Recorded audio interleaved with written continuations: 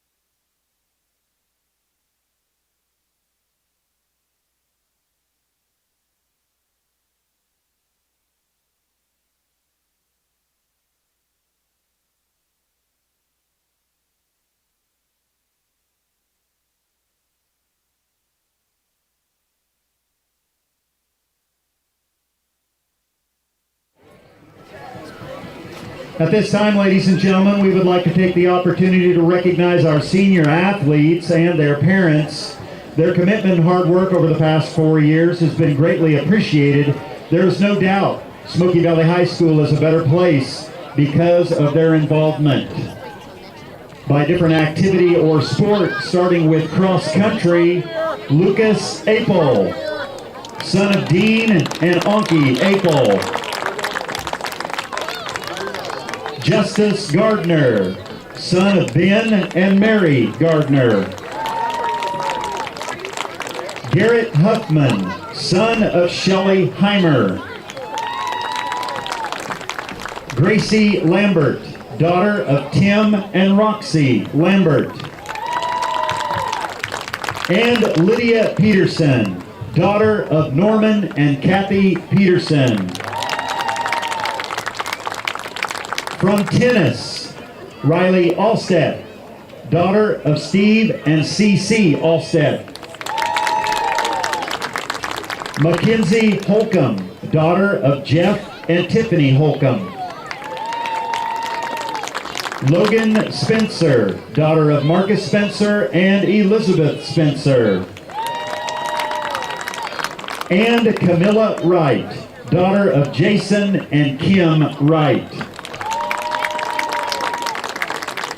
From the cheer squad, Mariah Andrewson, daughter of Matthew Andrewson. Aubrey Boldra, daughter of Angel and Jason Peters, and Brandon and Kelly Boldra. From the Wildfires, Grayson Bauer, daughter of Amy and Chris Bauer. Brayden DeSalt, daughter of Mandy Garst and Kendall DeSalt. Riley Ebert, daughter of Nikki and Brock Ebert. Emma Liddick, daughter of Kate and Henry Liddick. And Chloe Patrick, daughter of Tracy and Greg Patrick. From the volleyball squad, Aubrey Boldra, daughter of Angel and Jason Peters and Brandon and Kelly Boldra. Lainey Haig, daughter of Kelly and Dustin Haig. Caden Kibler, son of Hillary and Chad Kibler. Chloe Patrick, daughter of Tracy and Greg Patrick. Abby Rose, daughter of Jenica and Mike Rose. Maddie Toll, daughter of Devin Berzook and Dan Toll. And Avery Vanderwig, daughter of Rebecca and Larry Vanderwig.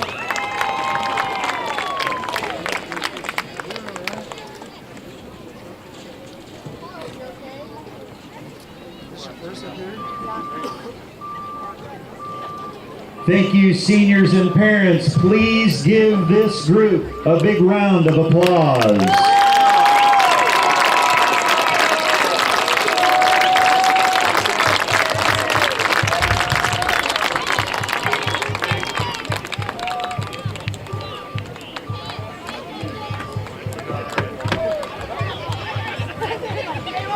The starting lineups for tonight's game. First for the Russell Broncos, it's going to be a senior, number 2, Andrew Roth. A junior, number 15, Wyatt Middleton. A senior, number 17, Josh Sohm. A junior, number 24, Jacob Nye. A senior, number 25, Jesse Whitmer. A senior, number 26, Jacob Windholtz. A junior, number 52, Braden Strobel. A senior, number 53, Logan Keller. A sophomore, number 65, Aiden Morrell. A senior, number 71, Blake Haas. A senior, number 74, L.A. Winserling. And a junior, number 83, David Pummel. And the starting lineup for the home team, your Smoky Valley Vikings. It's a junior, number 3, Nolan Dower. A junior, number 7, Vincent Pickering. A junior, number 9, Carson Peel. A junior, number 11, Cade Blanchett. A junior, number 18, Max Beaker. A junior, number 20, Ethan Abel.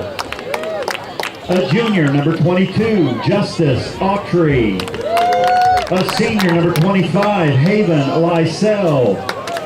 A junior, number 40, Tristan Stambaugh. A junior, number 51, Richard Zeller. A junior, number 52, Austin Sharp. A senior, number 56, Cody Kraus. A junior, number 70, Gus Griffith. And a junior, number 77, Justin Holt. Broncos head coach Mark Baldwin. They're assisted by Luke Keller, Christian Ozoris, Chris Sohm, and Cyrus Haynes. Vikings head coach Tim Lambert. He's assisted by James Henderson, Chris McClure, Ben Elliott, Alan Meyer, and Michael Ryan.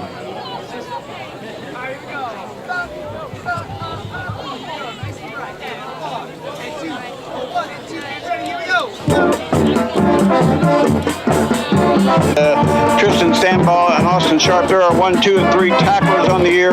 They've just been doing such a great job of tackling. They really have, and you know, we always look at the football game and we analyze what they're supposed to do. They're supposed to get the tackles. We don't want the tackles to be in the hands of Blanchett and Abel, because that means they're at that third level. Yeah. And we also know that we have to have guys like Pickering and Griffith and Cody Kraus and Justin Holt who are freeing those gaps up for those backers, and that's been our system all year, is find a way to get those backers where they need to be, and we've done such a good job with it on numerous occasions. But tonight's going to be another test. Not a big offensive line from Russell, but they seem to be relatively mobile. We're going to have to make sure that we're able to get into our gaps where we need to be and give the big three back there a chance to get those tackles. Freddy's and Mocha's pregame show. Freddy's Frozen Custard and Steak Burgers and Mocha's Cafe are proud supporters of area activities and athletes. Check out Freddy's at 2420 South 9th Street and Mocha's Cafe at 902 East Crawford in Salina. They're the sponsors of our pregame show. And again, it's a beautiful night. Last week, a little cold up there on top of that press box, but tonight the weather has held a little bit. There was a chance of some sprinkles around, but that kind of faded away, and I think it's just going to be a beautiful night for football. Just a slight little movement of the flags. I mean, like you said, everything is just about right. Beautiful field here as well. They do such an excellent job. It's great to be back on the turf. Not that the grass was bad last week. I thought it was very well done on behalf of Southeast. But again, nice to be back here. We were already talking to our statistician, Coach Drew, about how much he's loving the fact that he can see the other team's numbers. That's always a benefit as well. So it is going to be a great night for football. If you haven't come out yet, I think there's probably still some tailgate. I know we've got about 10, 15 minutes. Music department was running their annual shrimp boil. And so have a chance to get out there and then take a seat here and watch some good football for a while. And if you're at home, live.smokyvalley.org, you'll be able to watch the game and listen to us. Mike Rose doing his thing like he always does. So sit back, enjoy. And don't forget, tomorrow, we'll say this a couple of times, but tomorrow morning at 10 o'clock in the morning at southeast of Saline, the cross country is on the run and taking off, and hopefully qualifying some, maybe their whole team, 3 teams get to qualify for state, so hopefully they can sneak into that third place possibly. And then in the afternoon, the volleyball girls down at Halstead, that will not be on live on live.smokyvalley.org, but we're going to pick up the feed from Halstead, so you'll be able to see it, but that's tomorrow afternoon as well, so you can go cross country in the morning and volleyball in the afternoon. Yep, girls cross country starts at 10, boys cross country at 10:45. That'll be their start time. It'll be over in time that if you want to make the run down to Halstead and watch, you can. Like I said, it starts at 2 for that first round, and we played Douglas in the opening round, the 1 seed, of course. They're the 8. But if you can't make it, like you said, we could get the Facebook Live connection through Halstead High School and have a chance to watch that there as well. But again, just keep your orange and black on tomorrow and just keep rooting for these young people to have a successful postseason run for every sport. It's been a tremendous fall for Smoky Valley sports. We'll take our next timeout, a 1-minute timeout.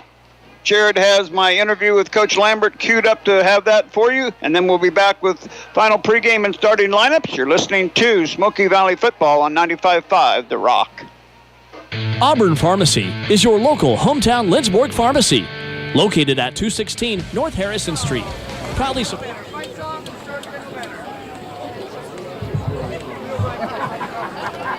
Ladies and gentlemen, at this time we would like to introduce the seniors from the football team on our senior recognition night. Leading off is Eli Archuleta.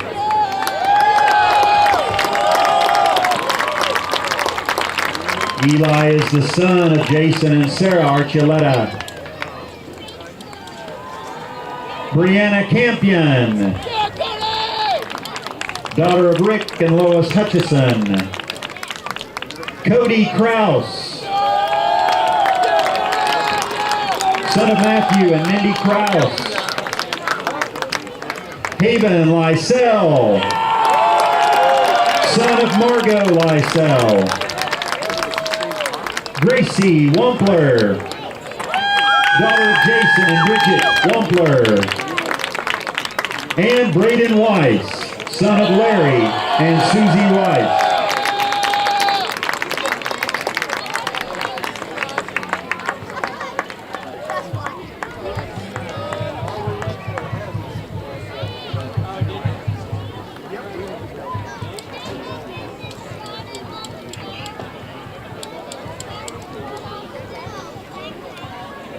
A big thank you to this year's seniors and parents. Give them a round of applause.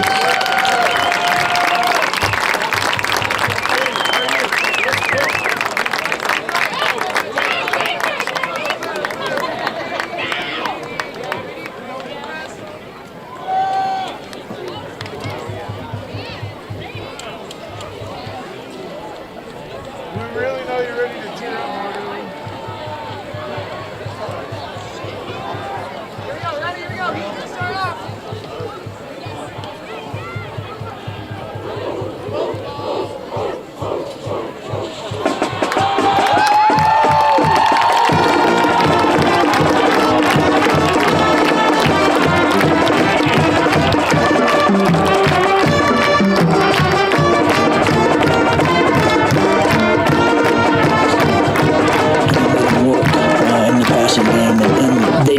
Job executing, but we that's kind of what we wanted to do. We wanted to make them have to snap the ball numerous times to score, and there in the first half we did that. Yeah, you did. Now you got a Russell team coming to town tonight that's kind of like us, been up and won some big games. They had a big win over Scott City, but yet they got beat by Goodland, a team we handled. So what do you expect from the Russell Broncos tonight? Well, I expect a really evenly matched football game where we're going to have to, really be disciplined and just take care of the fundamentals and so I expect a one-score game going into the fourth quarter and just a dogfight. Yeah, you like those dogfights, but you want to be able to come out on top. How about a couple of keys to victory tonight? Well, I think that the team that makes the least mistakes probably wins.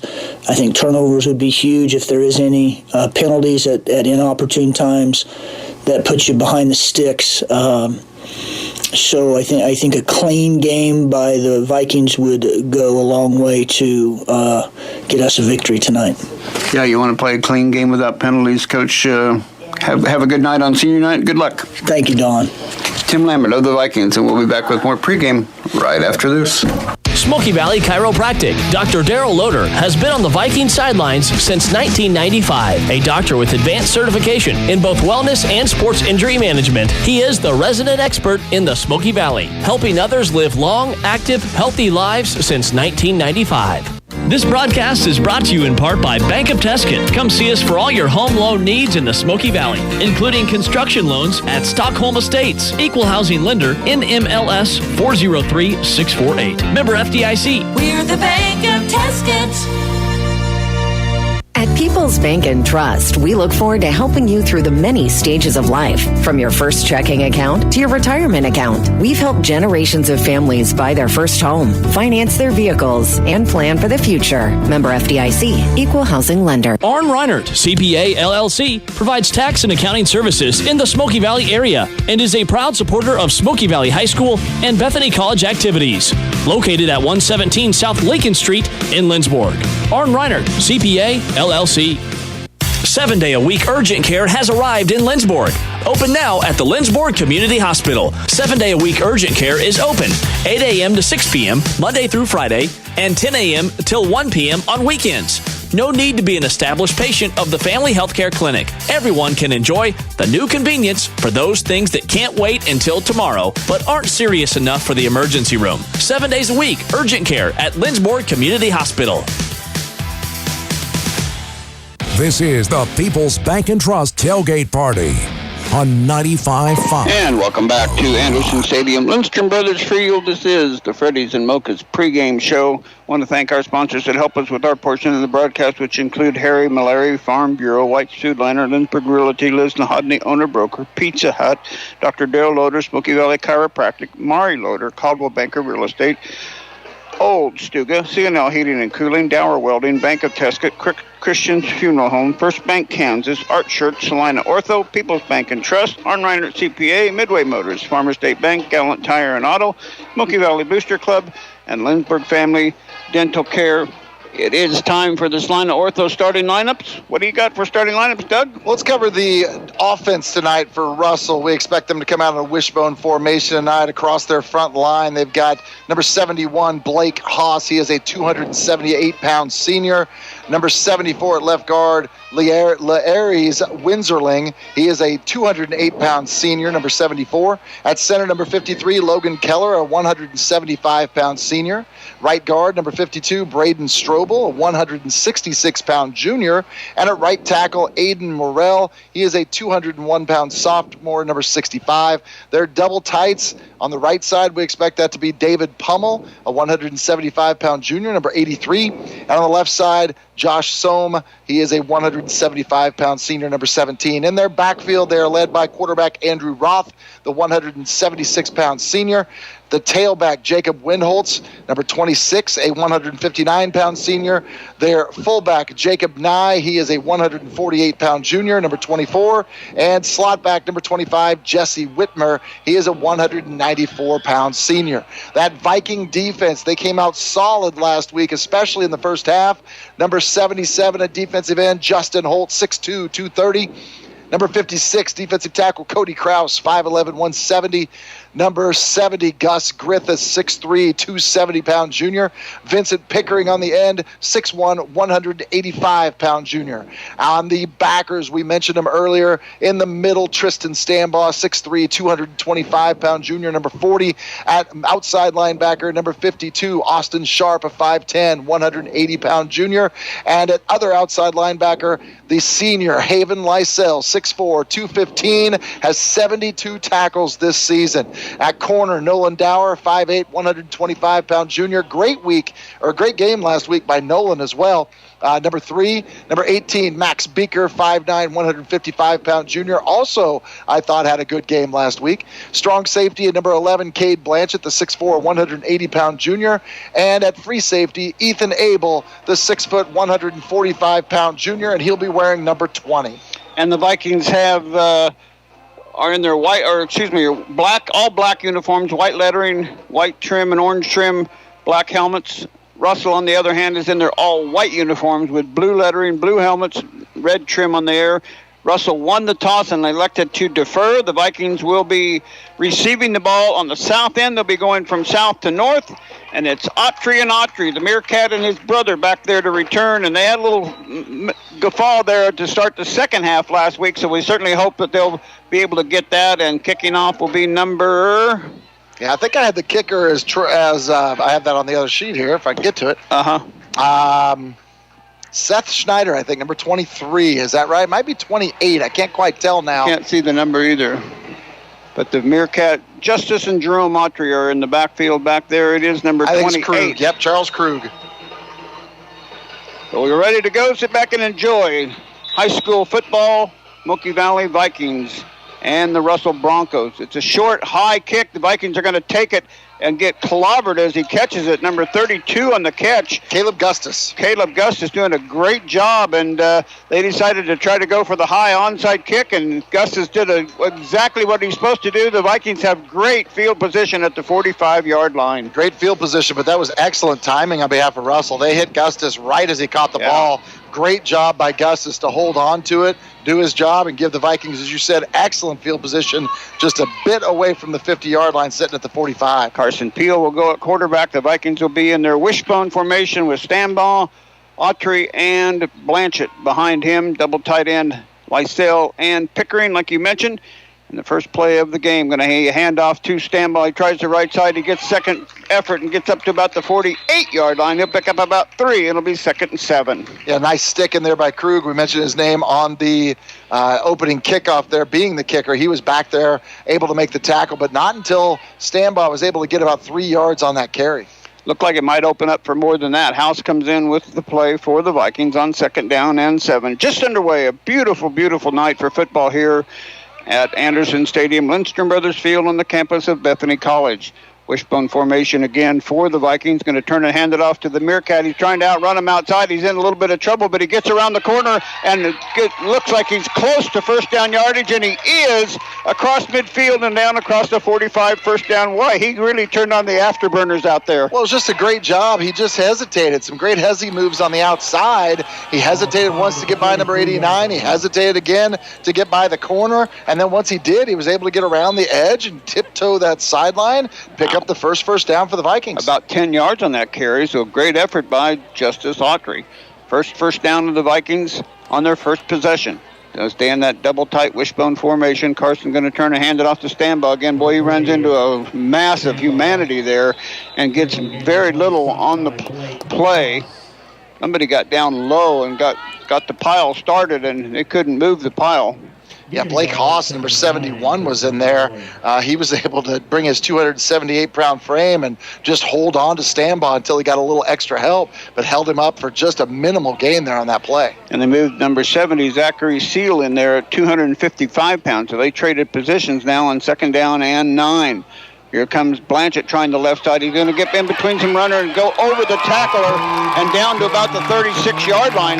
He'll get about 7 on the play. It's going to be 3rd and 3. Yeah, great play that time, and also an excellent block by Justice Autry. Not only does he run the ball, he does his job there, and it just extends the player out of the way. Is able to give Blanchett a little seam to run through. Has a nice game, and that sets up a short or at least moderate 3rd down play, a manageable 3rd down for the Vikings. Yeah, a lot of times it's not how long and how strong you block, but it's just getting in the way at the right time, and sometimes timing is everything. Russell just kind of bunched up inside the Viking tackle box. Here comes Stambaugh trying to get outside. He's bulling his way. The Bulldozers got a first down for the Vikings, and the Vikings moved the chain. Once again, he followed his blocking good on that right side. Yeah, just a nice job of managing the crease. There wasn't really anything in the middle where he wanted to go, and he just kind of slid down the line of scrimmage until he found enough of a gap that he could get through there. Actually went outside the tight end Pickering that time, even though it was a design play to go up in the A gap, just kept shifting out and made the play. Yeah, it's kind of bunched up in the middle there. They got some size. Their size is on the defensive line in the middle, and they're clogging it up for the Vikings, but the Vikings are finding some crease. Here comes Blanchett trying the outside again. Gets out of one tackle, trying to get outside of the other, and gets down across the 30, down to about the 26-yard line. He'll gain about 5 or 6 on the play. Good effort by Cade Blanchett. Yeah, nice effort by Blanchett. And again, want to point out just an excellent block, that time by Haven Lysell Stewart, as he got a hold of the strong safety back there, Krug, and was able to just manhandle him, give the offense a chance and give him some time. And that was able to get Blanchett off that edge. 2nd down and 4, we'll call it, for the Vikings here, on this first drive in Russell Bronco territory. They'll stay in that wishbone formation on 2nd and 4. Long play count by Peel, going to cuss it to the Meerkat. Oh, he gets wrapped up, and he keeps his feet, he keeps his knee off the ground, and gets across the 25 down to about the 23. It looks like it's going to be about a yard short of the first down, but the Meerkat was really showing some ability there. Yeah, he was. Whitmer got to him quickly for Russell that time, got him wrapped up around the ankle, but he was able to slither out of that and pick up a couple of yards, like you said, able to keep the knee off the turf and pick up yards and set up about a 3rd and 1. 3rd and 1, so definitely 4-down territory here, getting close to the red zone. Vikings have had this as their first possession. We're at 8.5 minutes left to go. First quarter, exactly what they wanted to do. Here comes Stambaugh blasting in the middle. The Bulldozer gets the first down to about the 21-yard line, and that's where the Vikings will have it 1st and 10. Didn't need a lot. No, he didn't get a lot. Didn't get a lot. I think there's a lot. I haven't watched a lot of the Russell film. I've watched some this year, but you see a lot of the same things that Southeast wanted to try. They're really getting big in the middle to try to make that difficult, and they want to use their speed on the ends to not allow us to get to the outside, but instead we're going right in between the two.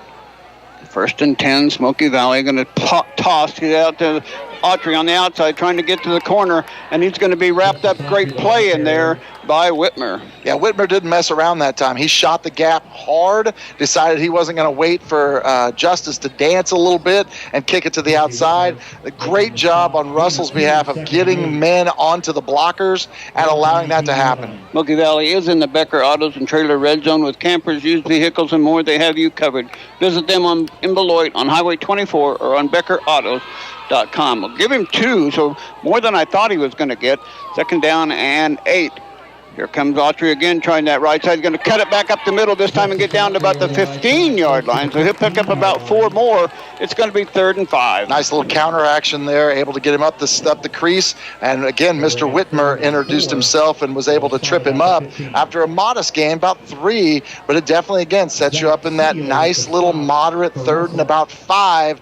And they've been solid today at picking up nice yardage on their 3rd down plays. It looks more like 4 yards according to the chain gain over there. 7 minutes left to go in this opening quarter. Vikings have had it the whole quarter so far. And now we got a timeout or a stoppage of play. Vikings lined up in the neutral zone, 5-yard penalty. Oh, yeah, they're going to call us in the neutral zone that time. Got us, so they're going to move it back out to the 20-yard line. So that's not a good penalty when you're driving and staying ahead of the sticks. Now you get behind the sticks at 3rd and 9. It might change the Vikings to call a different play a little bit here, so we'll see what Vincent Pickering brings in for the Vikings. Well, I think we know it's 4-down territory. Oh, it's obviously that. So they want to try to see if they can pick up 5 or 6 on this play. They've been solid at getting to the outsides, or at least the moderate outsides of that Russell line. Curtis is going to come fake it, going to have it himself, going looking for Lysell down there. Has to play defense as the defender for Russell got in the pass pattern. And Haven really turned into a defender there and knocked the ball down. It was covered by Cross. Yeah, Cross did a nice job out there, the junior, 163 pounds. He read the route, tried to jump up underneath it, and you're right. He actually had a little better position than Lysell did, and Haven was able to knock that ball up in the air. Gave himself a chance. If he could have found it again, it was just a couple of yards behind him. Luckily, didn't bounce it up high enough because there was another Russell player behind him as well. So 4th down here for Smoky Valley after a nice initial drive. Yeah, let's see what they can finish out here. They're going to send 3 receivers out here to the near side. Peel will go in shotgun formation with Stambaugh behind him in the backfield. He's going to roll near side, still rolling, looking downfield, and just outside of the stretched arms of Cade Blanchett, and the Vikings will turn it over on downs. Yeah, nice drive by Smoky Valley as they take up nearly 5 minutes and 30 seconds off this opening clock. Again, Peel rolling to the near side here, having to come back across his body to make that pass as a right-handed thrower, and that ball was just about just a bit too tall for Cade Blanchett to get to. But again, some pressure on Carson in the backfield. He has players right in his face as he made that pass. Now we get to see that Viking defense back on the field here, first time in this game. Roth will go under center in their wishbone formation for the Russell Broncos on their first possession. Well, he actually goes into pistol formation, put a guy right up the middle, and he'll get nowhere. He run into a Viking good group, Griffith and Holt, and a lot of Vikings Stambaugh on that tackle. Austin Sharp. Well, Viking did a good job of staking that one for no gain on the play. 2nd down and 10. Certainly want to get a 3 and out here if you're a Viking fan and get Russell to kick the ball back to you. Roth will stay in that pistol formation. I thought he was going to go under center, but that puts the backs back. Here comes the outside runner trying to get outside, but Blanchett makes a great tackle in the open field on Whitmer, and it'll be no gain on the play. 3rd down and 10. Cade Blanchett with a huge tackle in the open field. A nice job by Blanchett there, just coming up from his safety position and just making a play. And that's what this defense has really needed. Our guys just stepping up, making plays. We mentioned that we don't like to see our safeties having to do that as often because you're getting to the 3rd level. That was one where Blanchett just committed to the play, came up, got in there, and now you're looking at a long 3rd down here for Russell. 3rd and 10. It's going to be a running play trying the right side, trying to get outside, and they're going to get maybe 5 or so, but it's going to be Whitmer on the carry again, and the Vikings are going to force a 3 and out, just exactly what they needed to do. Yeah, Lysell in there. Max Beaker came up from his corner position to get in there and make the tackle. So they had a number of Vikings in that mix as well. I think we even had one guy from the line. I'm sure it was Cody Krause in there. So a number of Vikings making that play, and you said it. We hold the ball for almost 6 minutes. We only allow them to have the ball for about a minute and a half, and we force a punt.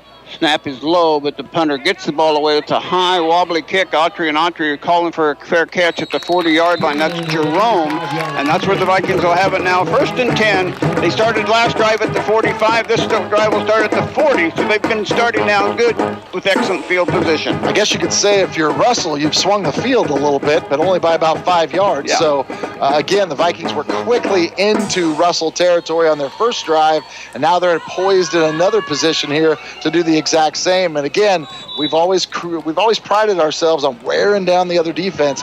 We're back on the field after being out there for 5.5 minutes earlier. Wishbone formation for Carson Peel. Going to turn and hand it off to Blanchett, trying to get outside. He's got pursuit coming at him, and he's not going to get anywhere this time. He's going to lose about 4 yards on the play. So Russell adjusted to that outside play and hold the Vikings, or throw the Vikings back for a 4-yard loss. Yeah, Krug came up from his strong safety position, got help back there, I think, from Whitmer as well. There were a number of players coming in. I think I saw number 83 sliding in there as well. I think that's Roman Hernandez was back there as well. So a number of Russell players committing, just like Blanchett did earlier, committing to the run, getting up, making a play. Wondered if they had more than 11 players out there, because it looked crazy.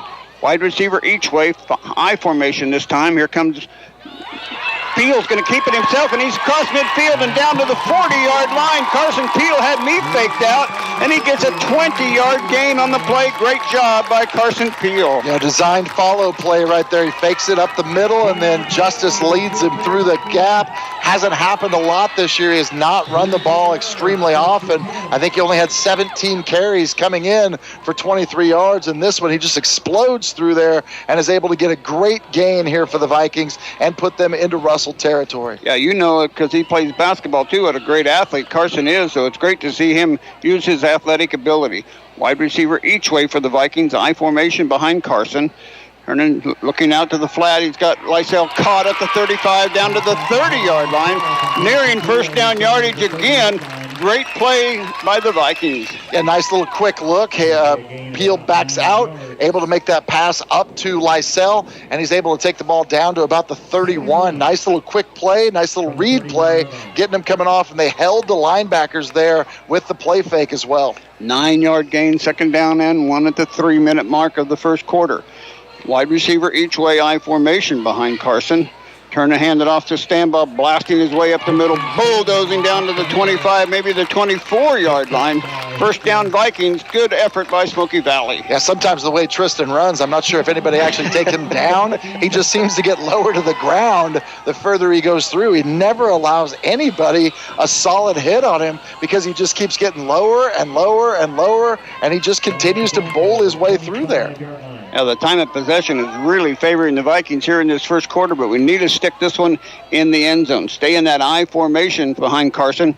Here comes Carson with the follow again. He's going to get wrapped up this time and get maybe 2, maybe 3 yards on the play, where it's going to be second and about 7. Yeah, just knowing that he's going to run the football a little bit, though, has changed the complexity of what Russell might want to do. Instead of being able to key on certain positions and plays, now there's always that play fake option. There's always that counter follow that he did a little bit ago. So you've got to constantly pay attention to that. And I think that's what opened up that pass play to Haven just a little bit ago, was the fact that he ran the ball previously. 2 minutes remain in this first quarter. Vikings facing a second down and 7 at the 23-yard line.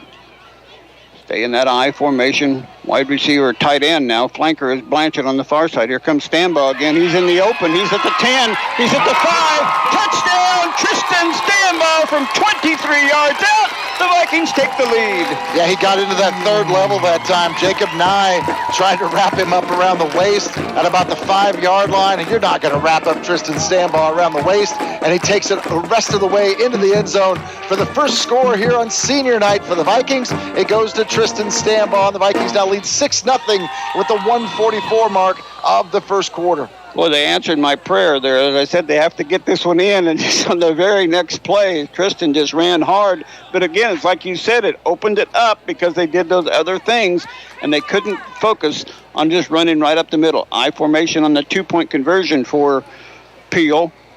Blanchett is on the near side. Here comes the Meerkat, and he's in for the 2-point conversion. And with 1:44 to go in the first quarter, the Vikings have an 8-0 lead back after this 30-second timeout. Give us a call at Hometown Outdoor Power in Salina, Minneapolis.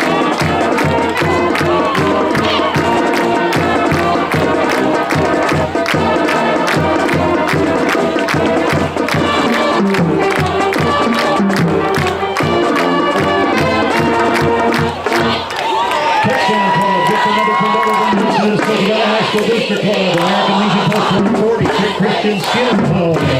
Down the middle of the machine, Dr. Darrell and Marty Luger. Smoky Valley Power Plant. From the State Bank, Patriot Farmers, Lynchburg Community Hospital.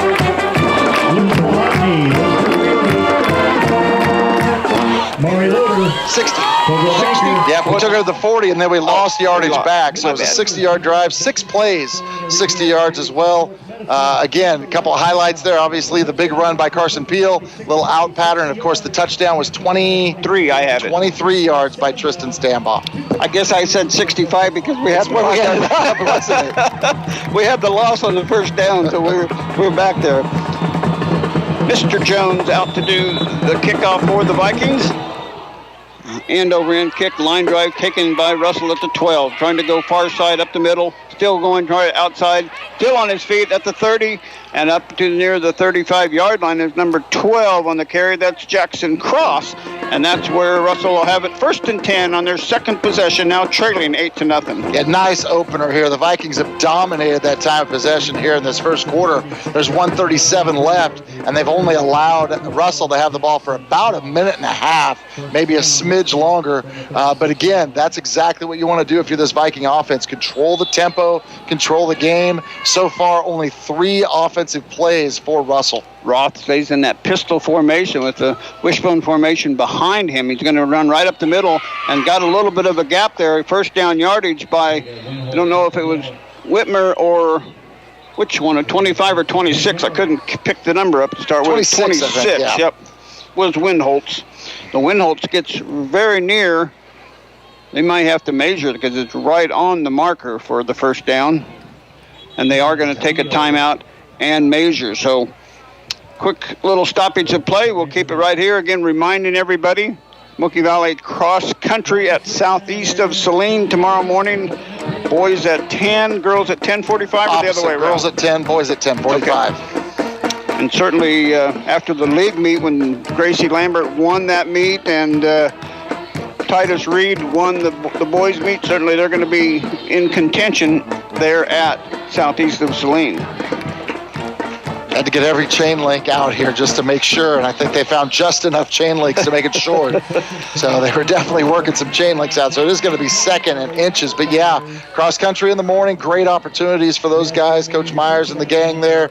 They're very excited about their opportunities, both at the boys and the girls level. I think they've got a lot of their girls back after having some unhealthy times in the league. So some great opportunities tomorrow morning for them. Cross will hand it off to the fullback this time, and he's into the open, number 25 on the run. That's Whitmer, and he'll get a chunk of yardage across midfield and into Viking territory at the 46-yard line. So second play, first down, so now they're picking up some chunks of yardage. Yeah, and I've seen them on film. They're able to do that at times, and again, it's one of those, it's sporadic. They can get some movement, and then all of a sudden they'll have a 3 and out, and they just don't seem to have that consistency. Right now, running with a little bit more passion and able to pick up chunks of yardage, like you said, on both their first 2 plays of this drive. They'll kind of go in an offset I formation. Now a man in motion, going to throw it in the backfield to the receiver, and he gets tackled by Haven Lysell Stewart. That was number 15 on the carry. That was Wyatt Middleton. Yeah, Middleton, the 5'9", 155-pound junior, came in motion toward his quarterback, then reversed the motion back out. But all the Viking defenders stayed home, especially led over here by Nolan Dower, who pushed him back inside into the tackling arms of Haven Lysell and also Tristan Stambaugh. So second down and 10 now for the Broncos. So stay in that offset I with Roth there. Going to turn it. They're going to be on reverse and go to Middleton. He's trying to get outside, but the Viking pursuit is going to get him. He's going to lose yardage. Beaker back there to stop him at midfield. Another loss of about 4 on the play. Yeah, a little bit of overthinking yourself maybe. They have 2 really great gash plays right up the middle. It didn't change what Smoky Valley was doing defensively. They're still staying in the same spots. They're still staying home. Try a couple of little trick plays there to try to get some yards, and they both lead to losses. And that's going to be 3rd and long now for And it's Russell. going to be the end of the first quarter. Our score after 1, Smoky Valley on top 8-0. Back with the second quarter after this 30-second timeout.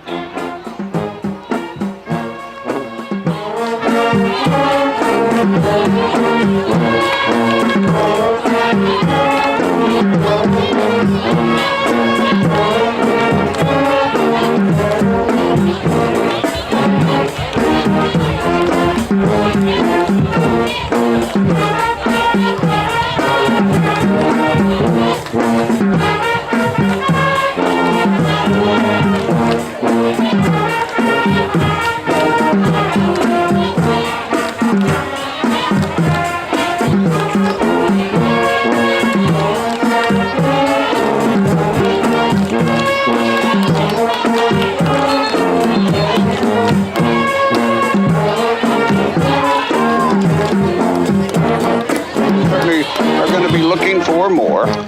Yeah, looking for more. That first quarter, the Vikings end up with 99 yards of total offense to only 19 for Russell, and Smoky Valley had the ball for nearly 8.5 minutes of that first quarter as well. They go wide receiver each way, pistol formation. Roth in the backfield looking downfield, and the ball's knocked away. He catches the ball off the deflection and tries to run it, but he's only going to get about 3 yards down to about the 47-yard line, so it's going to be 4th and 11.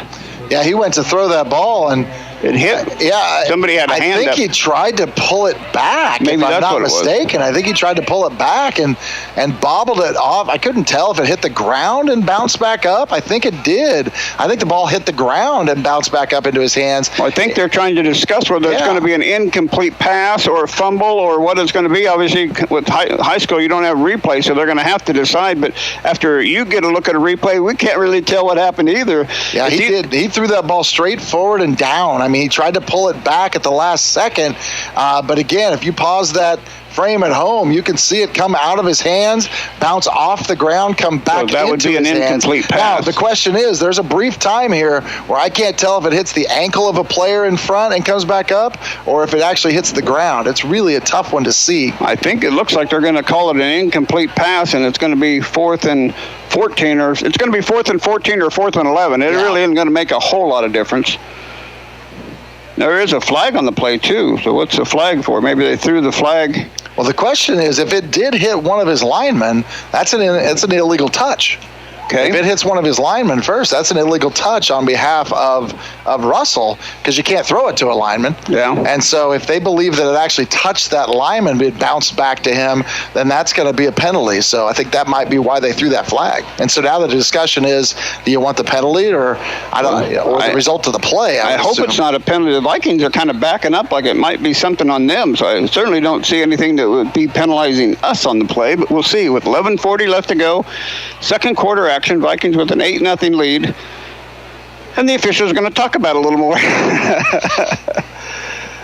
They're going to bring in the fourth one now from the other side. When we get the fifth one from the deep area on the left side, we'll know they mean business. But right now, going to explain it to both sides of the field here, but I don't know that they clearly haven't told us what the explanation is, but I don't know if they have an explanation yet. It was an intriguing play to watch, I will say that. Looks like they're going to pick up the flag. So the one official that threw the flag, if he was throwing for illegal forward pass, he's picked that up. So we'll see and they haven't left from where they had the spot at the 47-yard line of Smoky Valley on Smoky Valley's side of midfield. We think it's going to go back to the 49-yard line and be 4th and 14. Now, one of the officials is even talking to the Russell teammates. So, we got a little stop in action. Again, reminder, we'll keep harping on this. Smoky Valley cross country tomorrow at 10 for the girls, 10:45 for the boys.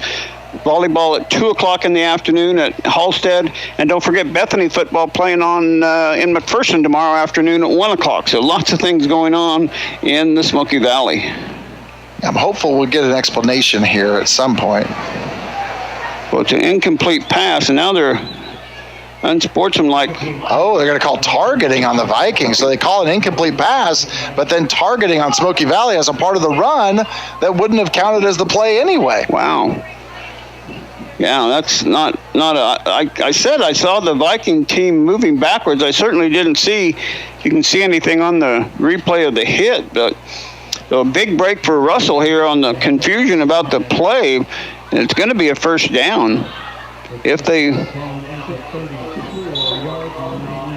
go with it. They haven't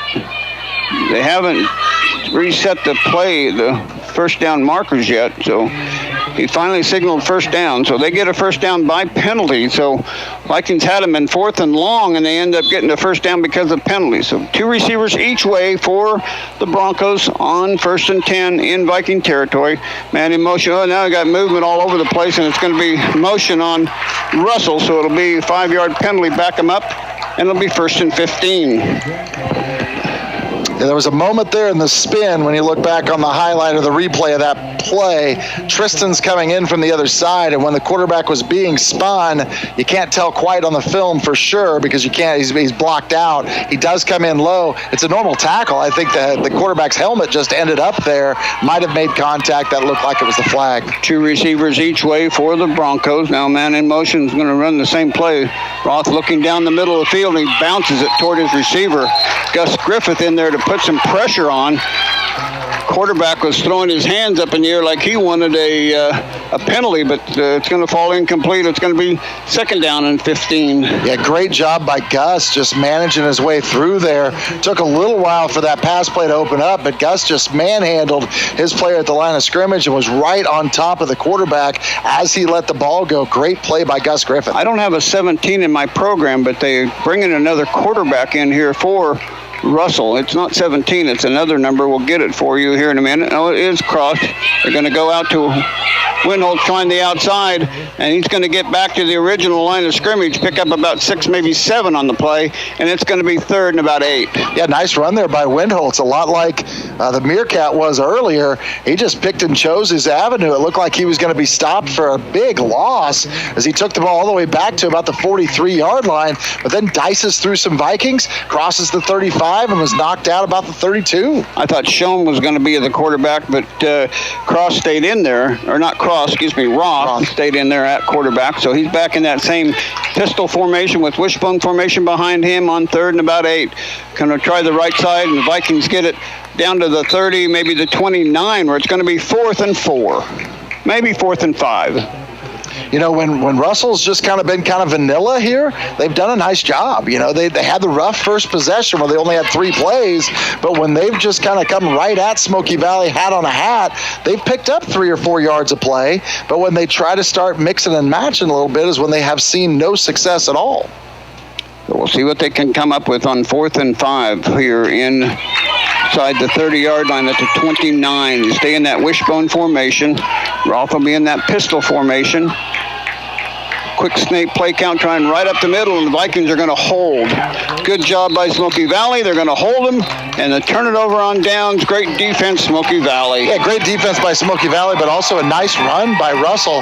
They end up getting the ball within a yard of the first down, so it was close, but the Vikings knew exactly how much they could give up. It was a nice quick hitter up the middle, but the Viking defense was on top of it, stops Whitmer short, and now we're going to bring that Viking offense back on the field here for their 3rd possession of the night. Their deepest time they've taken over now. It was 45 and 40. Yeah. Now we're back at our own 25. They'll go with I formation behind Carson with flanker Blanchett on the left side, far side from us here on the home side. Here comes Stambaugh blasting his way across the 30 or 25 up to about the 27-yard line. He'll pick up a couple. It'll be 2nd and 8. Yeah, again, nice quick hitter right up the middle, going right at their big guys, able to pick up a couple yards. And like we always say, just keeping them honest by making them have to defend up the middle. Big number 70 in there on the tackle. They've been mixing some guys in. That's Zach Seal. He's a 255-pound senior, so they're trying to keep some guys fresh on that front line as well by rotating some of those defenders and trying to, again, slow down that Viking offense. Vikings have liked this I formation instead of wishbone here in the second half. Here comes Stambaugh trying to get some yardage, and he gets across the 30 up to about the 32. So what looked like it was going to be a slow, not much gain. That's Carson that hands the ball to the official. So Carson was following on that play again. A nice little run right up the middle there. Well designed, well played. Like you said, Peel ends up coming through behind that play on a little follow look again. Good hard-nosed running by Peel. Gets it to a 3rd and about 4. Big matchup in Salina. Salina South and Salina Central knotted up at no score after 1 quarter. The Vikings facing the 3rd, and we'll call it 4. Trying to get outside is the Meerkat. Slow playing it now, trying to cut it back up, and he's not going to get anywhere, but there's a flag come in, and that's usually in the place of holding. We'll see what the call is. Yeah, not sure if they're going to find Vincent on that one there. Just kind of got his guy turned around a little bit, reached back. kind of an out of the play hold there. Not exactly what you're looking for in that situation, but it was also short of the first down. So now if you're Russell, you have to make that decision. Do you move him back 10, give him another play, or do you see if, you want to take it, 4th and about 3? Yeah, it looks Maybe like they 2? got... Yeah, they're going to back them up 10 yards. So some other scores: Wamego over Abilene 8-0, El Saline over Ellenwood 14-0, and Minneapolis and Ellsworth are knotted up at 6-6. Well, now they're coming back here, so now they're going to decline it. So it is going to be 4th down. So now they changed their mind, and it'll be 4th and about a long 3, short 4. I got to get just across the 35, about halfway to the 36-yard line. See what the Vikings going to do here on 4th, deep inside their own territory. So it's a gutsy call if you're Coach Lambert and going to call a 4th down here and go for it. Yeah, a lot of things we could see here. The clock is already down to 10, so you kind of wonder if you're going to be able to do anything to draw them offside. You're already down to 4. Most likely going to have to take the timeout here. And Carson will take a timeout so they don't take a delay. Timeout on the field with our score: Smoky Valley 8, Russell 0. We'll take a timeout and be back after this 30-second timeout.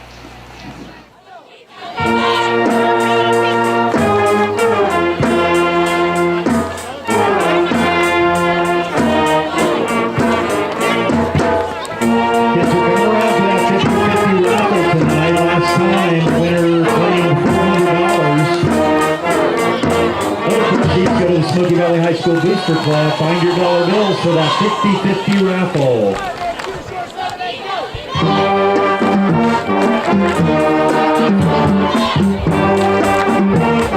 Also, Smoky Valley High School Prom Committee has the football toss going on tonight at the south end of the field. Round number gets you 2 tosses to Heston over Clearwater 7-0. Hillsboro 6. Hutch Trinity 0. Some scores of interest to our local fans. Oh no, did you get that Southeast of Saline score? Not yet. Southeast of Saline up 14-0 on Scott City. That's in the first quarter as well. Well, we figure Southeast of Saline is going to win. We figure we'll see what happens with the rest of the matchup. Vikings going to stay in formation here going for it on 4th and 3. And now timeout is called by Russell. So now they're going to call timeout and make the Vikings think about it even more. So the wheels of coaching are certainly turning here right now. Let's recap again real quick. What a great tennis season we had for girls tennis. Coach Warburton and his crew went to the state tennis tournament last weekend. Friday, of course, we were notifying you where we were as far as players continuing to move on. But ultimately, their state finishes last week. Riley Allstedt and Lena Rockholtz finished 6th in doubles. Campbell Gaskell and Carrie Adam finished 8th in doubles. And we had mentioned on Friday that Logan Spencer went 2-2 in singles, but the 2 points she gained allowed them the opportunity to finish 2nd overall as a team. So every one of those points matters. And so you look at that and you just say how important that is to pick those points up, even though you didn't qualify to go into that second day, into those next rounds. You still get 2nd, and 2nd by themselves. Otherwise, it might have been a tie. They were sole proprietors of that 2nd place. So congratulations to those young ladies, the coaching staff, everyone. What a great season for them. Another score of interest to local listeners: Inland 8, Smith Center 0. That game up in Smith Center. The Vikings still lining up to go for it on 4th down here. We should be able to see this play now. Yeah, I think we should. Man in motion is Blanchett to the far side. Going to turn and hand it off to the Meerkat, trying the left side. He's second effort, third effort. He's going to be very close, but I don't think he got it. He had to get up across the 40 or 35-yard line, and I don't think he got it. And I think the Vikings are going to turn it over on downs. He was hit early in the backfield that time. I couldn't quite tell who got back there in a hurry. I think it was number 53, again, one of their guys off the bench, Logan Keller, and he made first contact with him, but he continued to drive, but he just got the ball across the 35-yard line, and I don't know if it's going to be enough. Yeah, it's very close. I said he had to get halfway between the 35 and the 36, and the nose of the football is halfway, but it's going to be chain links again. We we need to lose some chain links on this one for Viking fans. I don't know if you're right. I think it might be just, when they stretch it, might be just a little too far. Nope, it's first not. Amazing. The Meerkat made it by the stretch, and the Vikings come up with a huge fourth down conversion. That's one of those setups where it looked a little different on the far side of the field than it did when they pulled that across, and they actually got the marker in the right spot on the yard line. And again, first down for Smoky Valley. They continue the drive. Yeah, what a great play. I formation behind Carson on 1st and 10 now for the Vikings. Going to roll out, still rolling, going to look down the field. Now he's going to tuck it, and he's going to get sacked. He's going to get sacked back to the 30-yard line. I think he was looking for Lysell down the middle, but he just got too much pressure and got sacked for a 5-yard loss. That was Josh Sohm back there, 17, the defensive end. He was back there along with another player. I think either one of them could have gotten to him. Carson stepped up just a little bit to avoid the internal rush, but he didn't see the Sohm on the backside, and he was the one able to get him. So second down now and 15 for Smoky Valley. Abel goes wide to the far side, Blanchett wide to the near side. I formation behind Carson. He's going to keep and run. He's got some running room. He's across the 45 to midfield and stumbles down to about the 48-yard line. Great follow run by Carson Peel. Big first down. It's been a big Carson Peel night tonight. He's carried the ball a number of times, well over his average for carrying so far this year, and he makes another big game. Again, a nice follow, bringing it up the inside there. Had great blocking out in front of him. Had a huge chasm to run through, and he took advantage of it and picked up another big first down in Russell territory. House wide to the far side, Blanchett wide to the near side. They're staying in I formation. Turner handed off to Stanbaugh, dozing his way up. He'll get just a yard on the play. It's going to be 2nd and 9 at the 46-yard line. They have really committed inside. I know Stanbaugh has the one big run for the score, but they're really trying to take away that dive play as much as they can and then hopefully get to the outside on us. But that wrinkle of having Peel run the ball now has really changed a lot of this game. Yeah, it has. It's a different focus now. That play has gotten big yardage on a couple of options already. 7:15 and counting here in the second quarter. Vikings lead at 8-0, looking to add more. I formation behind Carson. Long play count. Here comes the Meerkat trying the outside. He's got a seam to the 40, 35. First down yardage at the 35-yard line. Great run by Autry. Yeah, just about a step or two away from making an even larger gain. He just had to break the tackle there of Wyatt Middleton. If he could have, I think he could have broken free of those other tacklers, but he still picks up the first down on another nice run on the near side right off that edge.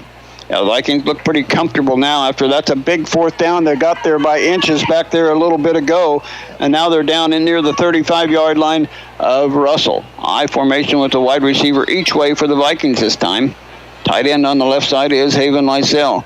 Here comes Carson following again. He's not going to get anywhere this time. It's going to be 2nd down and about 9, maybe 8. See where they spot the ball. But Carson tried to follow, but this time a little bit too much congestion there. Yeah, but you made the call. That was a game changer at the 35-yard line. You go for it on 4th and 2 and 4th and about 3 even, and you get it by just inches. You know, the back's against the wall if you're your defense having to come out there and try to get that stop. I know we're obviously up 8-0 with 6:12 left to play, but that could have easily made it an 8-6 or 8-8 game as well. Now all of a sudden we've continued this drive and we've just controlled the ball in this first half. House wide to the near side, Blanchett wide to the far side. It's a toss to Autry trying that left side. Got a seam, cuts it up to the 30 and down to the 29-yard line where the Vikings will be looking at 3rd and about 3. Yeah, nice textbook tackle back there, though, by Krug. He was able to come up, kept his wits about him, didn't take any of the head and shoulder fakes from Autry and just stuck him low and finished off the play, but not before he's able to pick up about 6 yards. So offense is clicking right now, doing exactly what they want to do. Didn't get as good a spot as I thought he would get. It's not quite to the 29-yard line, so it's going to be 3rd, like you said, and 4. With 5:25 left to go, second quarter, Vikings leading 8-0. Blanchett, flanker on the near side. I formation behind Carson.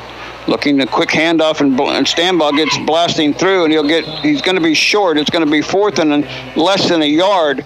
But boy, there was somebody in the backfield that just about tackled Carson. Yeah, they were definitely keying on each of those plays that time. They wanted to make sure they saw Peel and whether or not he was going to keep the ball. But again, great drive. Now you're back to a 4th and 1. Two now. They didn't get a good spot on that one either. So again, got a little ways to go here to pick it up. Well, we think it's 2. Yeah. We were wrong last time, so maybe it's 1.5. So, but either way, again, you want to pick up this 1st down. You've moved the ball effectively. You want to keep putting points on the board. I formation behind Carson. Flanker is Blanchett on the left side, turning hand it off to Autry. He's got the 1st down yardage across the 25. He needed to get about the 25 and a half, and he got to the 25, so the Vikings keep the chains moving, and this drive is really a big, important drive. Yeah, important drive as they just continue to knock time off the clock. We're already down to the 4.5-minute mark now as the clock stops to move the chains, but they'll reinitiate that here in a second, and the time's going to continue to tick off. And again, it looked like he was going to pick up more yards than he did, and instead he was stuck right on the Viking side of the 25 there, so he didn't get as far as we thought, but he got enough for the 1st down by probably at least a half to 3/4 of a yard. It'll stay in that I formation with Blanchett the flanker on the near side. Double tight end for the Vikings. Long play count. Here comes Autry trying the right side and trying to go back up the middle, but he's going to get hit by one of the tacklers, push him forward for a couple yards. It's going to be 2nd and 8. Just a smart run, though, by Autry. A nice play coming from the backside that time. One of their interior linemen was able to sneak around there, get off the block quickly, and come track him down from behind. You don't see that happen a lot, but Justice had to do a little bounce move to try to find the correct lane and actually bounced right into that tackler. Takes him down after a short gain. Back to wishbone formation here on 2nd down and a long 8. Turn and hand it off to Stambaugh again, running up the middle. He's going to get in. 10, 5, touchdown, Smoky Valley. The crease was there. Tristan didn't take very long to find it and took it in from the 25-yard line. Yeah, difficult to guard that wishbone play because the Vikings have showed so many weapons today, whether it's the 3-headed monster in the backfield or the addition of Carson Peel moving the ball, but the blocks were held up front. They had to play the edge just to watch out for the runners off the edge, which would have been Blanchett.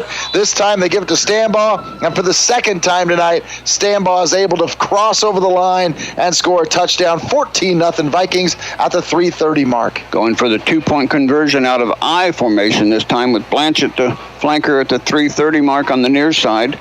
Going to turn and roll out, looking for Carson's in trouble now. He's going to tuck it and try to run, and he's going to not get there. Run by Carson in no good, and our score with 3:30 left to go in the 1st half. Vikings on top 14-0. Back after this 30-second timeout. Do you know what major TV networks, Hall of Fame athletes, wineries,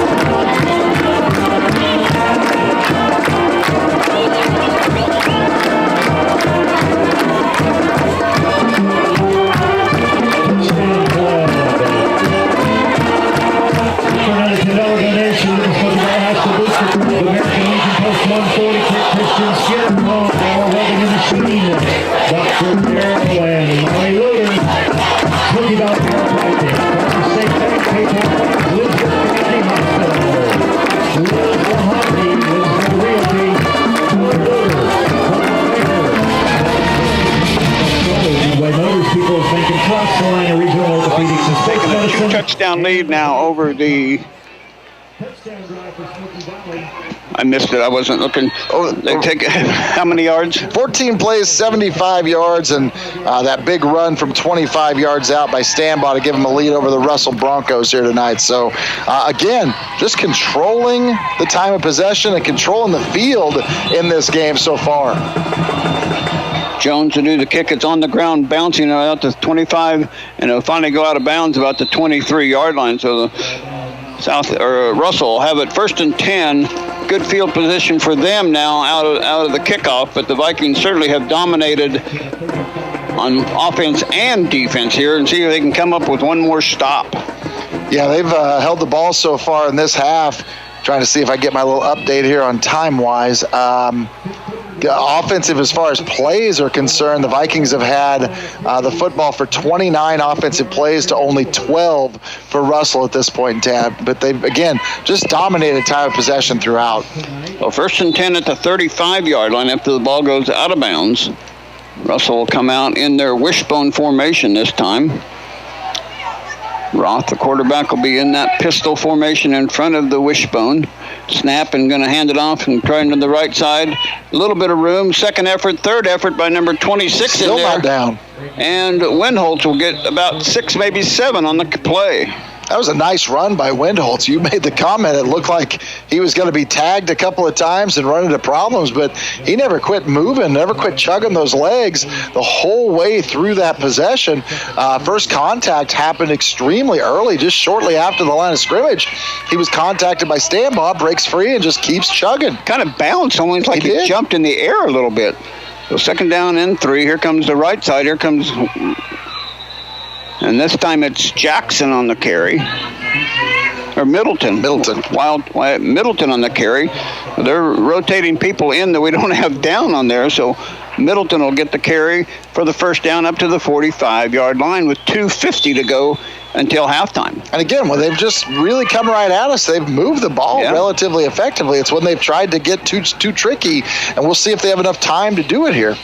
Going to hand it off to Middleton again. He's going to get wrapped up by Haven Lysell there for a gain of maybe 1, maybe 2 on the play. It's going to be second down and long. Haven did a great job just shutting the block that time of number 25, Whitmer, and getting directly to the ball carrier and able to stop him in his tracks there for just a minimal gain. So, again, clock continues to tick. We're at 2:15 and counting, and Russell still has 53 yards before they can taste the end zone.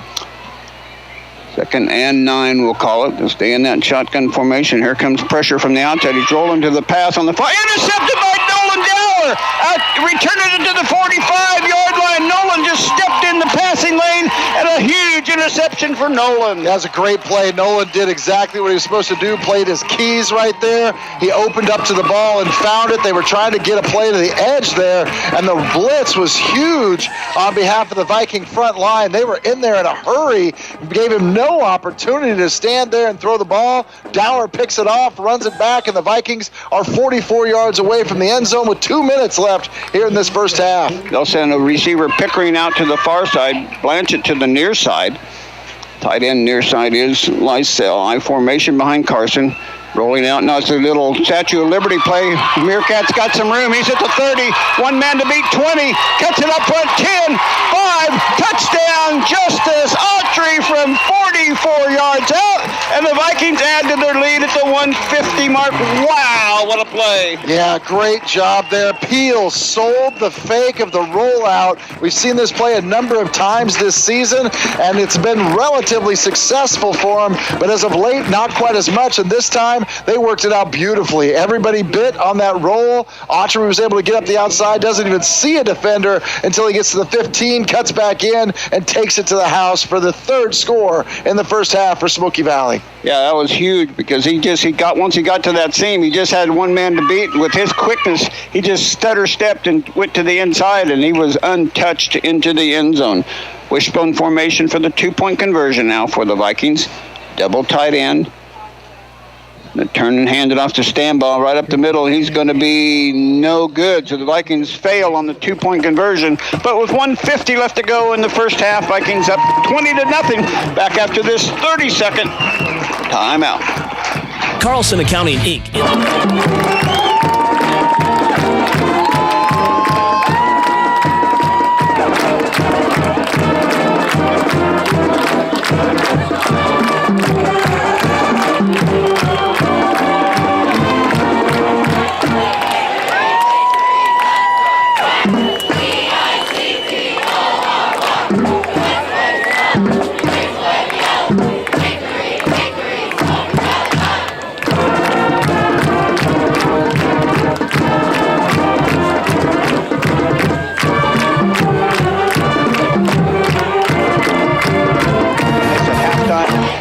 The interview, talk about her girls' chances at Sub-State tomorrow. So Charlene will be joining us for the second half of the halftime. But what a first half it's been here for Smoky Valley football. Yeah, great first half so far. 173 yards of offense, only 40 for Russell, and of course up 20-0. Jones waiting for the whistle from the man in the white hat. The line drive kick again. It's going to go out of bounds about the 10-yard line. So they'll have good field position back at the 35-yard line again. But boy, they didn't do much with it last time as they threw an interception on the second play of that drive, and the Vikings made them pay for that. Points off turnovers, you love to get turnovers, but you even more love to get points off turnovers. You do, and again, I think our defense is really locked in today. They're doing a great job. The offense is clicking smoothly as well, but the defense has really just decided that their front line can't hold them. They're getting through well. Again, I think Russell's offense is moving the ball well up the middle, but it's that impatience. They're trying to get big chunks of yardage, and at this point in time when you trail 20-0, you have to get some big chunks of yardage, and Smoky Valley's defense just isn't allowing that right now. 2 receivers each way for the Broncos this time. Roth in that shotgun formation with the back beside him in the backfield. Pressure coming from the Vikings. Little quick look, caught, complete to Middleton. He'll get up to about the 44-yard line. Very close, but about a yard short of the first down. Nice tackle there by Ethan Abel. On top of that, coming up from his safety position, just, again, locking down, making sure he didn't bite on any fakes, and just getting the job done. 2 receivers each way. They're going to stay in this formation now with a minute and a half left. Roth check it out of the backfield. Now he's going to get sacked in the backfield by Griffith. Gus Griffith on the tackle. Griffith and Krause, I think, were both Krause there. Yep. Yeah, so Krause was back there as well, and he's actually the one that comes from behind and makes that tackle. And again, the clock continues to run now, 1:08 and counting. We mentioned earlier that interception. That's the 4th interception this season for the Russell quarterback Roth against only 2 touchdowns. So that has been an issue for them throughout the year. He didn't get the first down, so it's 3rd and 1. They'll go back to their wishbone formation here on 3rd and 1. Quick snap, quick take right up the middle, and it's first down yardage right to midfield. The ball came out. That's and it is. The ball came out, and the Vikings recover at midfield. I didn't see who was carrying it, but I saw it just squirted out it was either Windholtz or... It was Nye. Jacob Nye, number 24, was running it. I think from the backside, Justin Holt was able to get a hold of him by the arm, and he had a hand in there from Tristan Stambaugh as well. But Ethan Abel comes out of there with the prize, and the Vikings now have the ball right at the 50-yard line. Still 48 seconds left. They've got a few tricks up their sleeve here as well. 2 timeouts left as well. Wide receiver each way was Autry in the flanker position on the near side. Carson rolling out, looking down the field, still looking. He's going to go deep for Autry. He's got him at the 15 and tackled at the 10-yard line.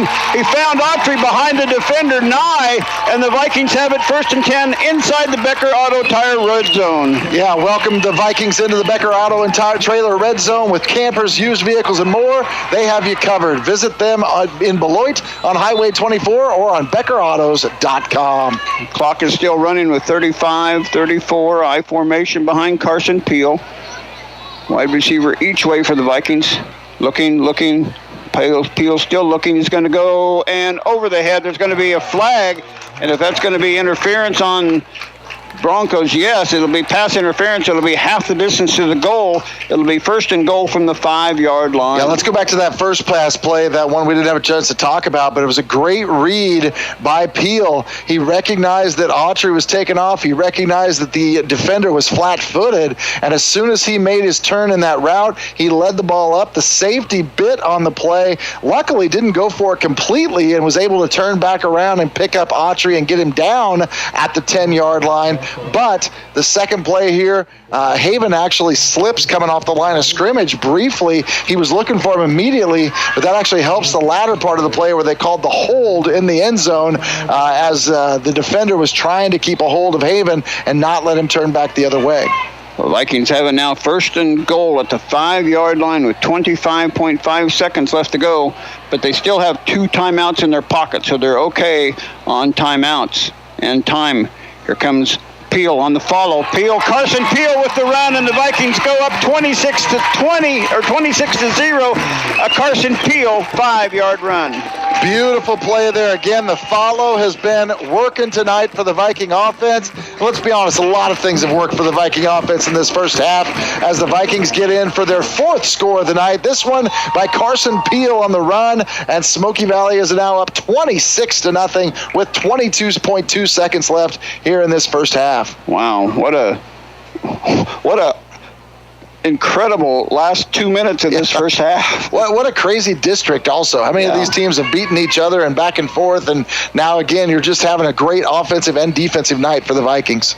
2-point conversion. Autry trying to get outside of the corner. He's going to race it to the flag and make it. 2-point conversion is good. And our score with 22 seconds left to go in the first half. Vikings up 28-20. Back after this 30-second timeout.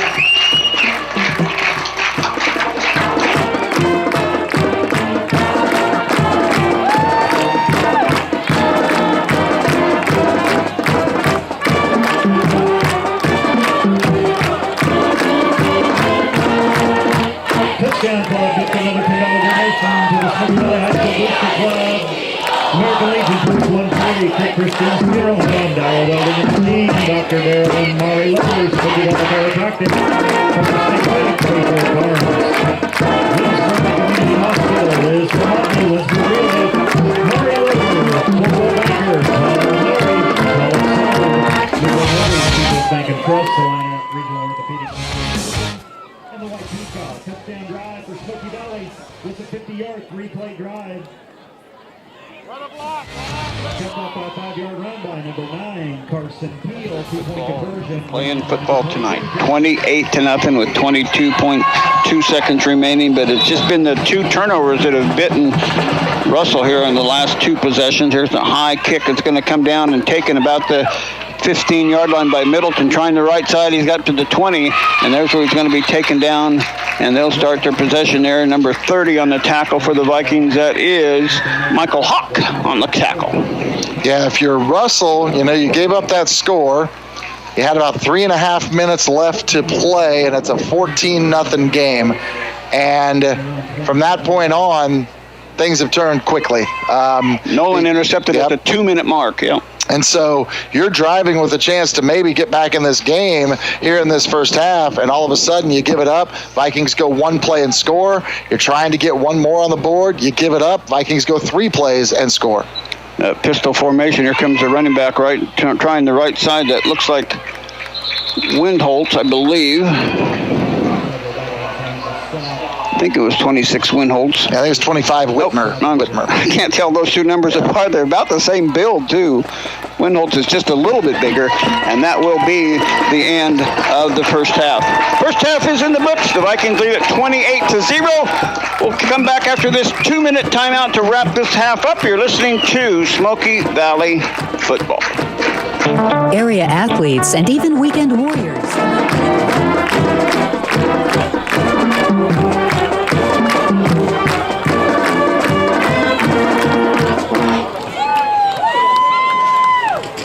Ladies and gentlemen, first of 3 entertaining things tonight at halftime. First, the Smoky Valley High School Wildfires will be dancing to Party Go Boom, taught by Raina Decker. The Wildfires include Captain Grayson Bauer, Captain Riley Ebert, Captain Emma Liddick, Graydon DeSalt, Chloe Patrick, Lauren DeLiesel, Olivia Ford, Raina Decker, Addison Ebert, Esther Clark, and Tessa Repligal. The Wildfires.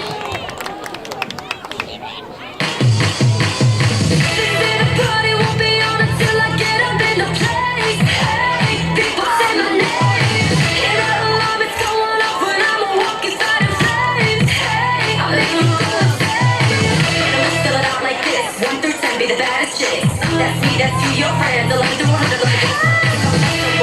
We make it boom in your body. Let's get it started.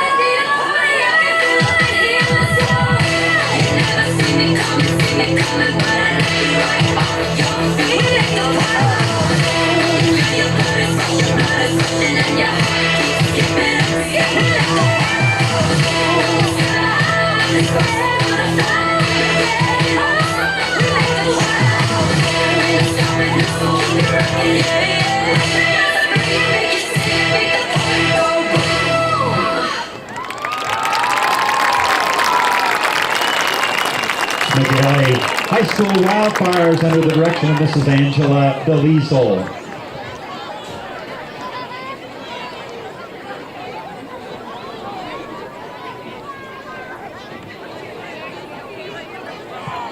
It's big check time.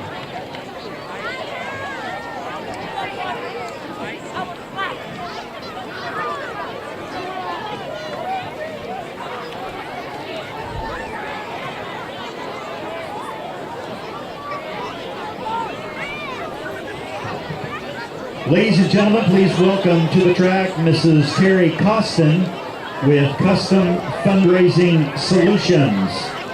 She is here to present the Smoky Valley Music Department with the proceeds from their annual mattress sale. Thanks to the wonderful support of our community, we will deposit $2,400 into our fundraising account.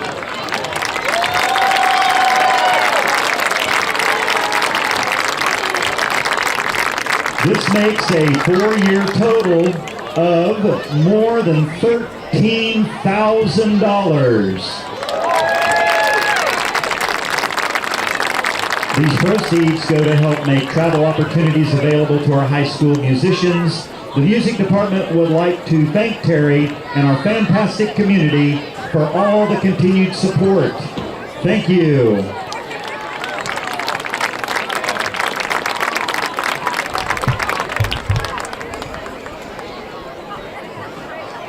I'd like to remind everybody the girls are selling 50-50 tickets in the stands. Drawing after the third quarter, the winner last time won $400. Find your $1 bills. And next up this evening, we are recognizing the Smoky Valley Youth Football Program and teams from both the 5th and 6th grades. They have 2 games remaining this season, and we'd like to wish them all the luck. We'll introduce those players as soon as they get out in front of everybody.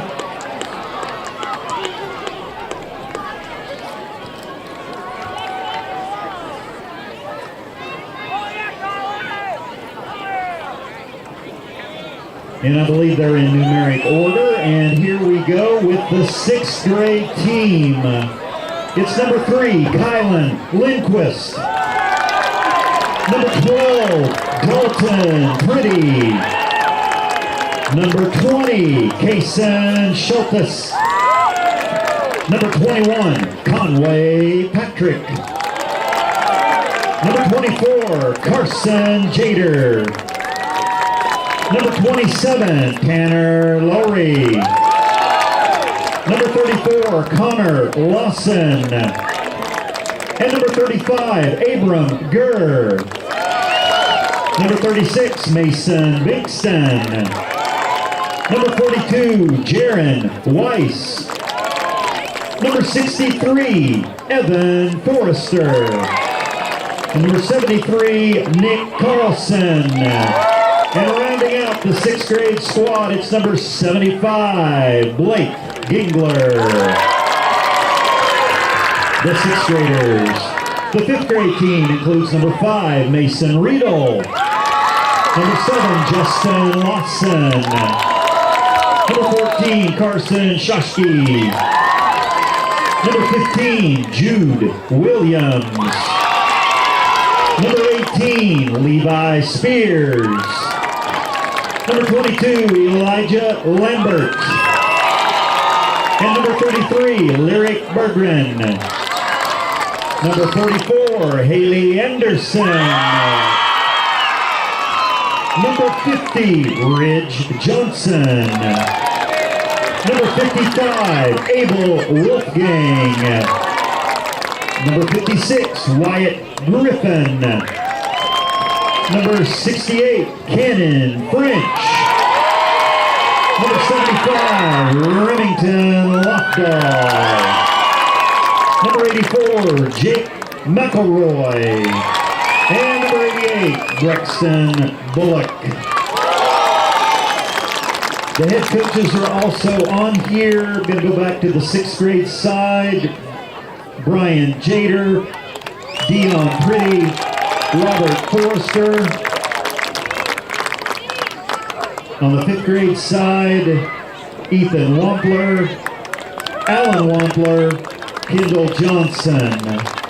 And the commissioner director is Holly Toll. Give it up to the 5th and 6th grade football teams and their coaches. Good luck tomorrow. They have 2 games remaining this season.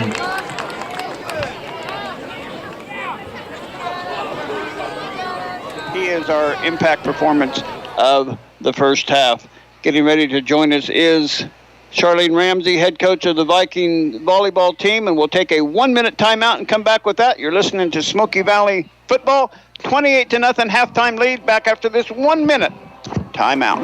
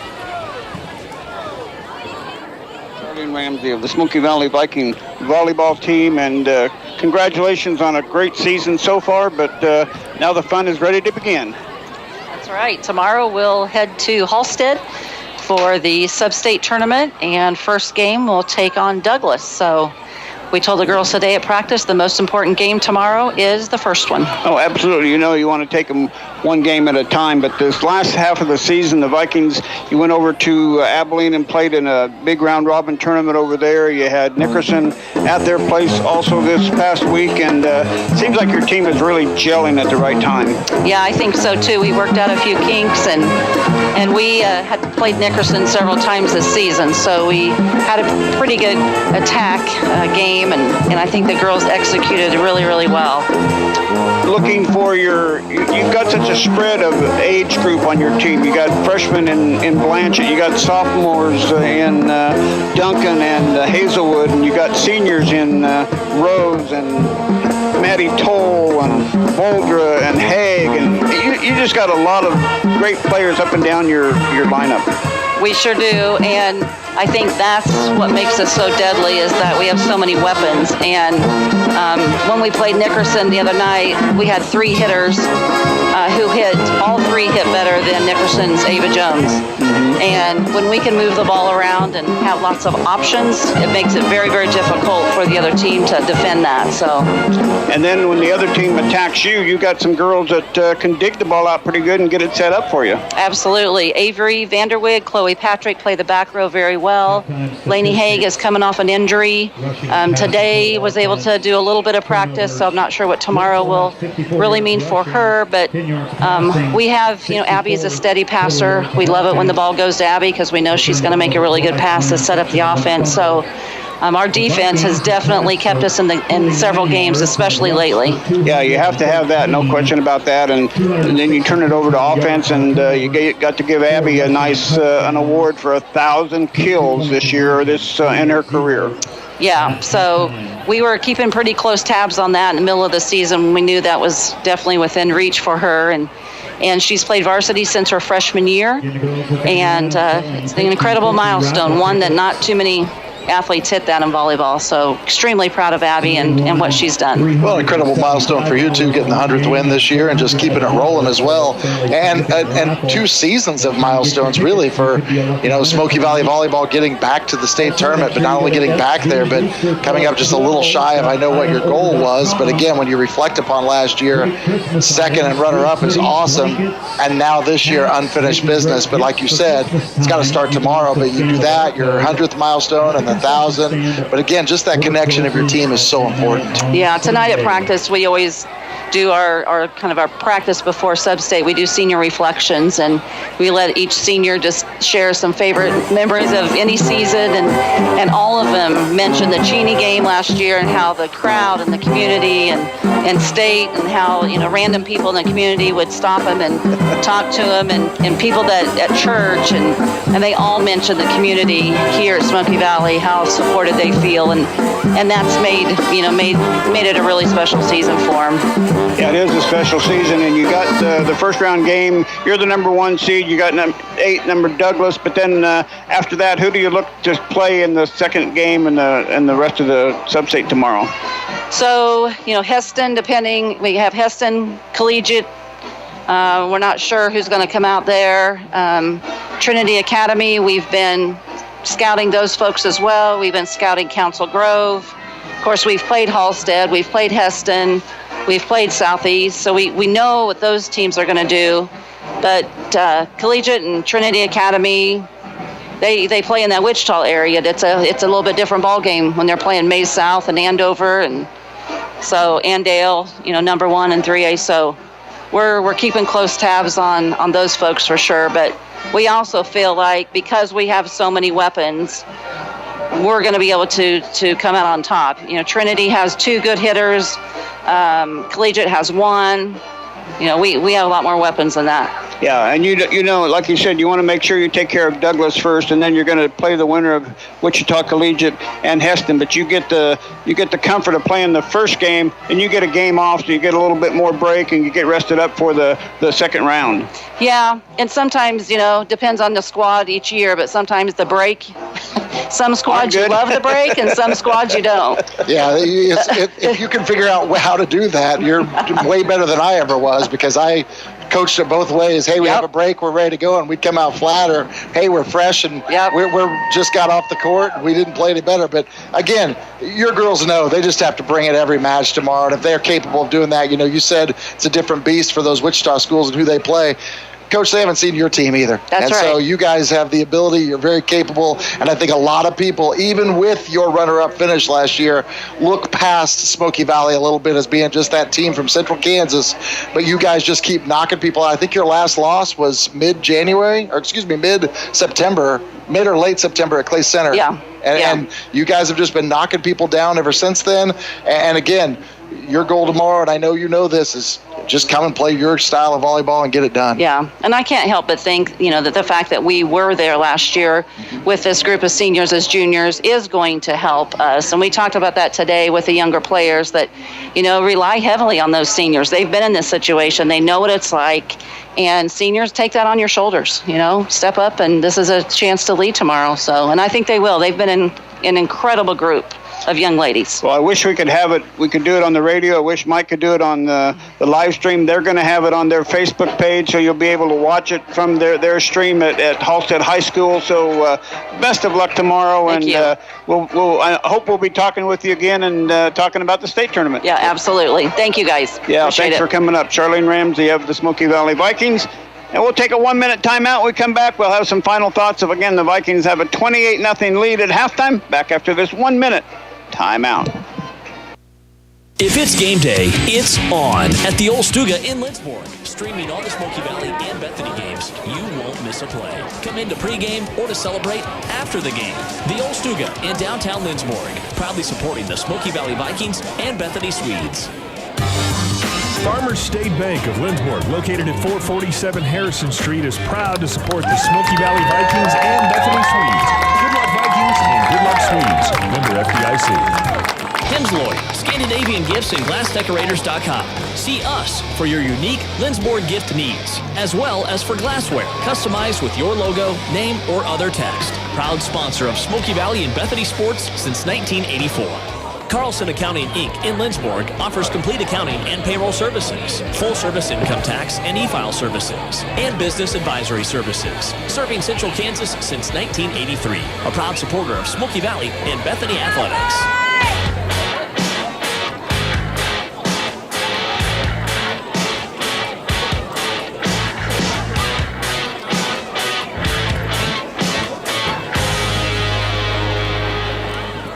And welcome back. We're going to recognize the seniors that we have listed here. Doug, go ahead.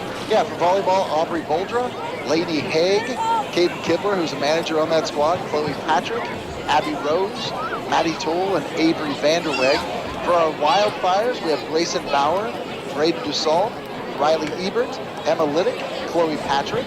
For our cheer Smoky Valley squad, Middle Ryan School has Anderson, the Fall Aubrey Wild Boldra. Club, For our tennis October squad, Riley 24th. Alston, Mackenzie Holcomb, hosted by the Smoky Valley Sim Club for any 5th through 12th graders. 10 o'clock or run tomorrow at 10 o'clock for the girls, 10:45 for the boys. Lucas Apel, Justice Gardner, Garrett Huffman, Gracie Lambert, and Lydia Peterson representing the girls' side. And for our football squad tonight, our managers Brianna Campion and Gracie Wampler, and our senior football players Eli Archuleta, Cody Kraus, Haven Lysell Stewart, and Braden Wise. So a great group of seniors across the board for us here, representing all of our fall activities, and of course being recognized here tonight. Time now for a Salina Surgical scoreboard update. Choose Salina Surgical Hospital for your outpatient procedures or inpatient stays. Salina Surgical is proud to be partially physician-owned. And Inman over Smith Center 16-8 at halftime. Get some more as we go. The kickoff for the Vikings. It's going to go picked up by Russell at the 30, 35, and up to about the 38-yard line goes number 24 in there. That is Jacob Nye. Some other scores: El Saline 33, Ellenwood 7 at halftime, Minneapolis 12, Ellsworth 12 at halftime, Salina Central all over Salina South 21-0 at halftime, and Wamego all over Abilene 31-0 at halftime. I had Halstead over Trinity 22-0. I don't know if you said that one, and Hoisington 7-0 on Beloit. Cheney is ahead of Larned also. First possession belonged to the Russell Broncos.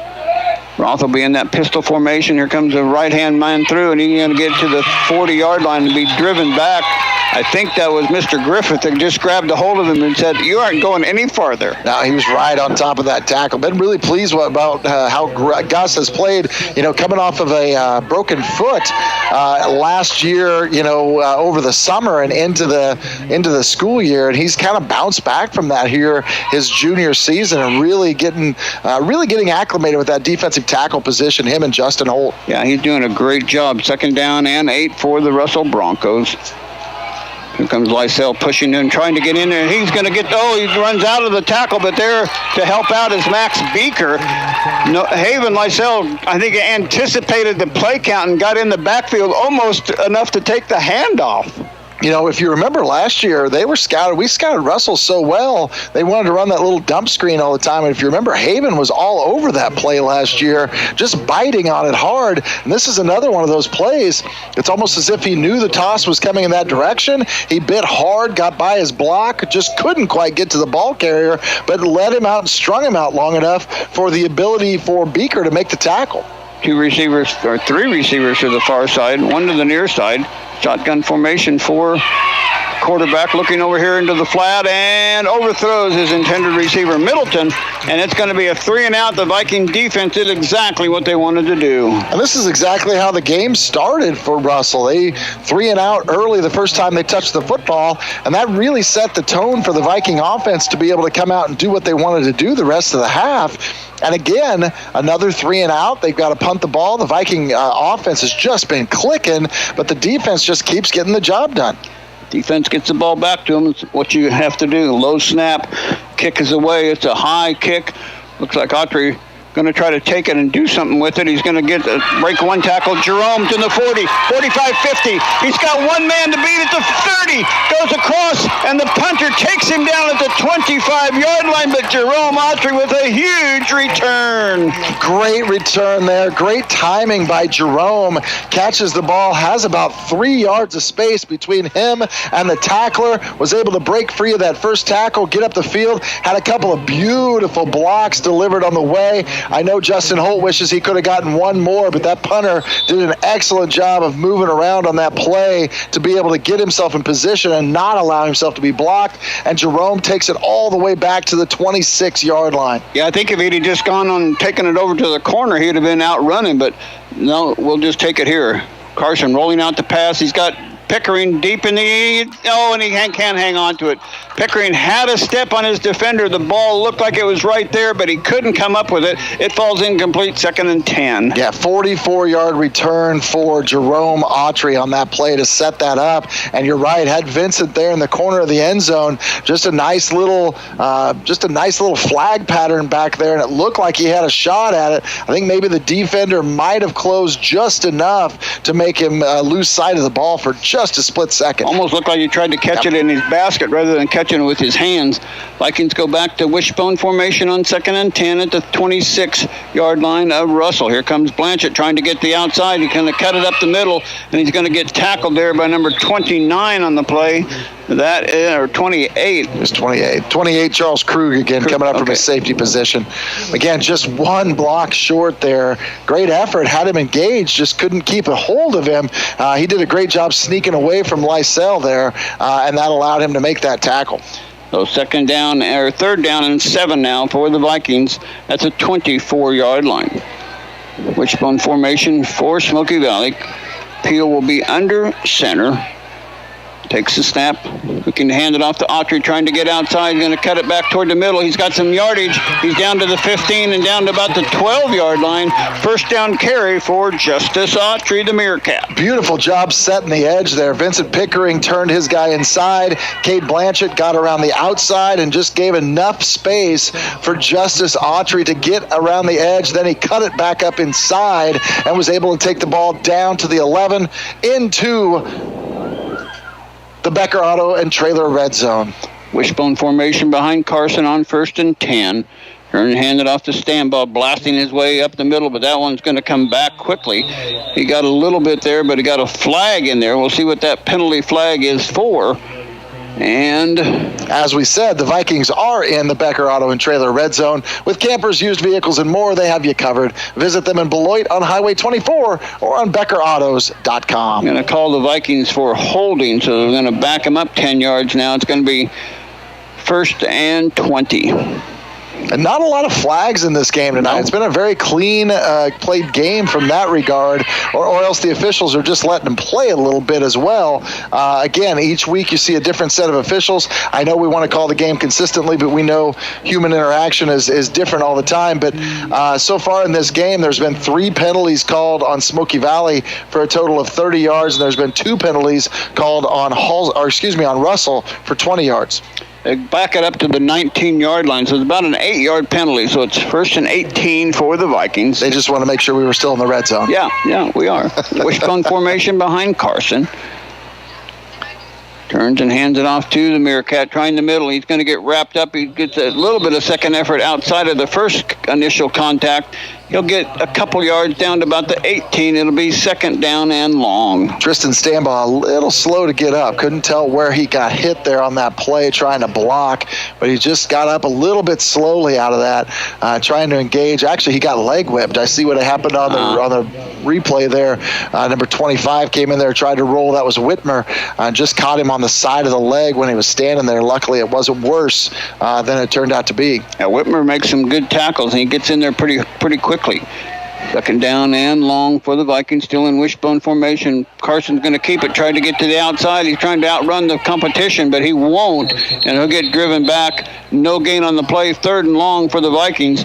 and Middleton, among others, were there for the Broncos. Yeah, that's one of those where you fake both A gap and the C gap there, kind of trying to get off the edge. He faked both of those. They didn't take either one of those two fakes. Again, they've seen him run in that first half, and that's one of the things I think they're looking for here in the second half. They string the play out extremely well, and that penalty looms large now as the Vikings have not really picked up a lot of yardage since the penalty. I think they've gained about a yard, and so we're sitting at about 3rd and 17 trying to make a play here. They can get a first down at about the 1-yard line.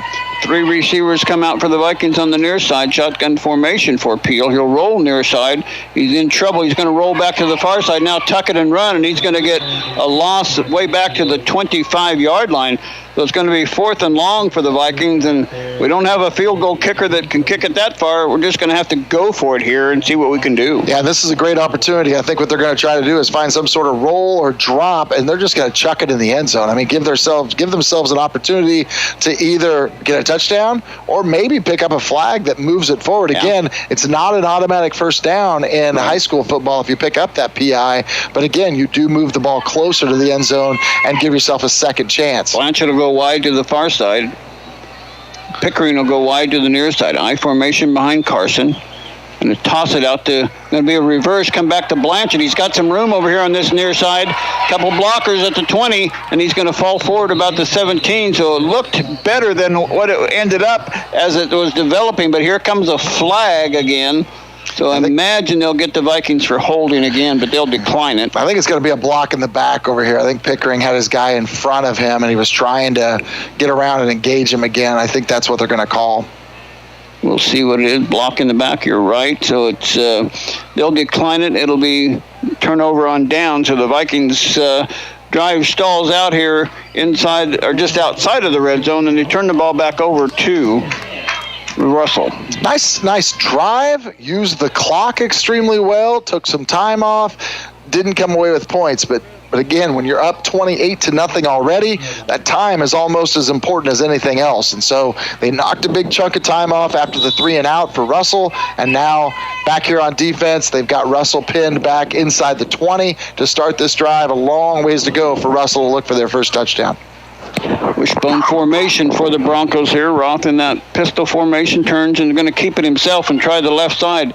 Tuck it and run, and he's trying to get outside. He's got some room, and he gets outside. Ooh, he broke it free, but the Vikings knocked him out of bounds about the 32-yard line. So a pickup of about 12 or 13, and Russell got out of the red zone. Yeah, big push there by Cade Blanchard. He was able to get one hand on the runner that time, Roth, and that one hand kept him from tiptoeing down the sidelines and making that a much bigger gain.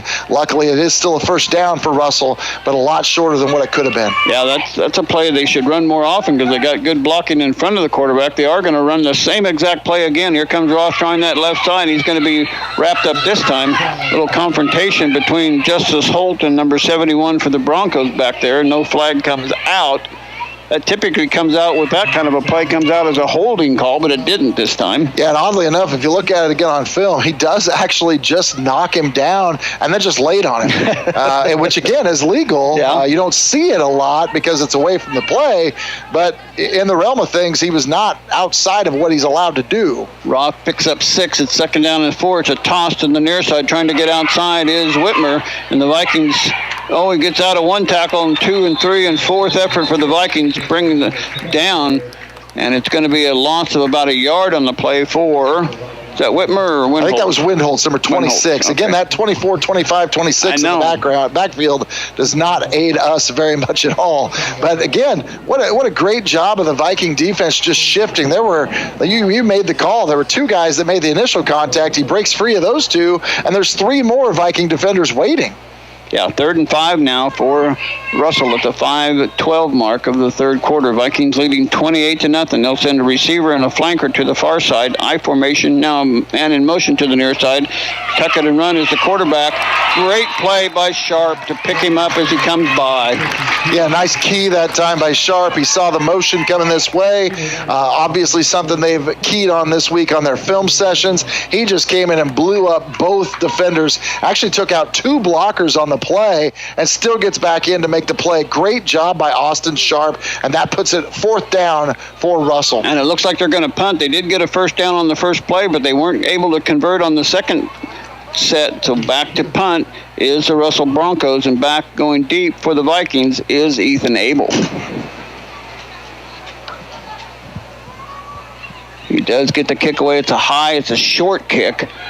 And the Vikings are going to let it bounce and get out of the way, which they do. And it's going to come down about the 34-yard line, so no return on the play. And the Vikings will have it 1st and 10 at the 34-yard line, leading 28-0 with 4:14 to go in this third quarter. I want to remind you, don't miss the Wheat State Scoreboard Show tonight from 10 to 11 on Sports Radio 1150 KSAL. Get a recap of this game, scores from the area, and other raps from various broadcasters from around the state. That's the Wheat State Scoreboard Show from 10 to 11 on Sports Radio 1150 KSAL.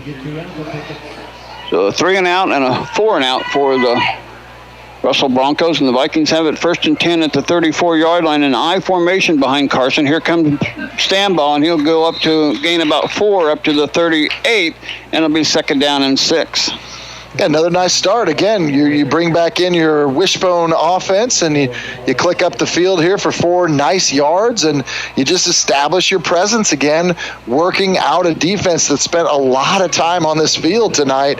It seems like every time we look up, it's the Viking offense against the Bronco defense. Yeah, the time of possession in the first half was outstanding. It's certainly doing pretty good here again. Here comes Blanchett trying the left side, and he's going to get caught there in the backfield by Whitmer, and he'll get maybe a yard gain on the play. It's going to be 3rd down and 5, but the front 5 for the Vikings, Gus Griffith, Justin Holt, Austin Sharp, Richard Zeller, and Cody Krause have really been doing a nice job tonight. And then you got to add in there in that bone, of course, Lysell Stewart and Vincent Pickering out there as well. All 7 of them across the board have really done a great job getting on their blocks and allowing those runners the opportunity to find some open creases. Abel wide to the near side, Blanchett wide to the far side. I formation behind Carson on 3rd and long. Quick pass in the slant, caught by Lysell. 1st down yardage up across the 45 to the 46-yard line. Great pass and great run after the catch by Haven for the 1st down. Yeah, nice play design. They lead the outside guy over there, which I believe was Blanche at that time. They send him deep on that play, and then they just kind of rub right off the backside of that with Lysell, and they're able to hit him on that little out pattern, get the ball a couple of yards short of the 1st down, and then he just had to make something happen to carry that ball across the 1st down marker. 2:50 and counting here in the third quarter. Vikings up 28-0. Neither team has scored in this second half yet. Vikings had a 28-0 lead at the half. Wishbone formation now. Here comes Autry trying the right side. Now he's going to cut it back up the middle, cut it back against the grain, almost breaking it free, but he'll get a couple on the play. It'll be 2nd down and 8. There were a lot of cut-it-backs there on your behalf. He was moving through there and slicing and dicing and doing whatever he could. It was a lot of running for a couple of yards, but you're right. He was just a small step away from being able to break that. You made reference to the time of possession. The Vikings have 2-1 time of possession so far. It's 20 minutes for Smoky Valley, only 10 minutes for Russell. No question about the Viking offense has been doing exactly what they wanted to do, and Coach Lambert said time of possession and turnovers, and boy, Russell had a couple of big turnovers there before the first half ended. Here comes Stanball up the middle. He's got a little room across midfield and down to the 48-yard line, where it's going to be 3rd and about 3. Again, another nice quick hitter right up the middle. They went around with Autry on the last play, made some movements there and was able to pick up just a few. That time Stanball right up the gut, gets a nice chunk of yardage, and that sets him up again with a manageable 3rd and around 4. Yeah, it's going to be 4. He didn't get quite the spot I thought he was going to get again, but it did get across midfield to the 48-yard line in Russell Bronco territory. They'll go I formation this time. Blanchett will go out to the flanker on the far side. Carson under center at the 118 mark. Turn, hand it off to Stambaugh. He's got first down yardage and more across the 40 down to about the 38-yard line. Just a big blast by the Bulldozer. Yeah, and he just, again, got a nice block from his front line, but then he just challenged everybody in the defensive backfield. And again, you're looking at a guy like Whitmer, the linebacker, trying to get a hold of him and hold on to him, and then getting a little bit of help from the safety. But that's the only way they're able to take him down after he picks up the first down. Now, 1st and 10 Vikings at the 39-yard line of the Russell Broncos. This is a good drive for the Vikings, taking up a lot of time. We're now 1 minute left in that third quarter. I formation with Blanchard in the flanker to the far side. Turn and hand it off to Peel's going to keep it himself. Thought he was going to hand it off to Stambaugh, but he didn't, and he won't get anything on the play. It'll be 2nd down and 10. Yeah, that play got blown up a little bit. I couldn't tell if he wanted to give it to Stambaugh there and just didn't and pulled it out the last second. But when he did, you could tell when he did pull it out, he realized, I don't have a lot of space here. And he wasn't able to get anywhere on that play. So it's going to be 2nd and 10 for Smoky Valley. 65, Aiden Morrell kind of blocking that play up there in the middle. And big number 71 in there also for the Broncos. 2nd and 10 for the Vikings. It would be the last play of the third quarter. I formation behind Carson. Going to head to the Meerkat trying to get outside, but he's going to be taken down there by the Broncos and loss on the play of about 2, and that'll take us to the end of the third quarter. Our score 28-0. Back with quarter number 4 after this 1 minute timeout. Area athletes and even weekend warriors have a big home field.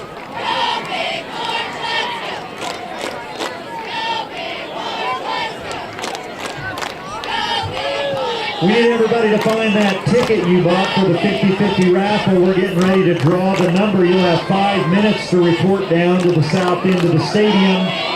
Tonight's purse is $309. One lucky winner is going to win $309. Get those tickets ready. We're shuffling them up.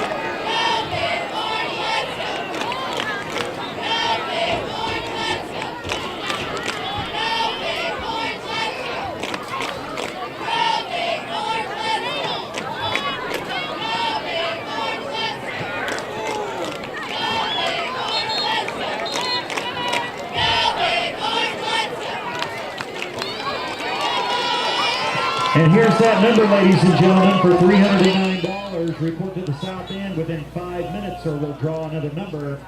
The winning number tonight is 9803733. Again, 9803733. You have 5 minutes.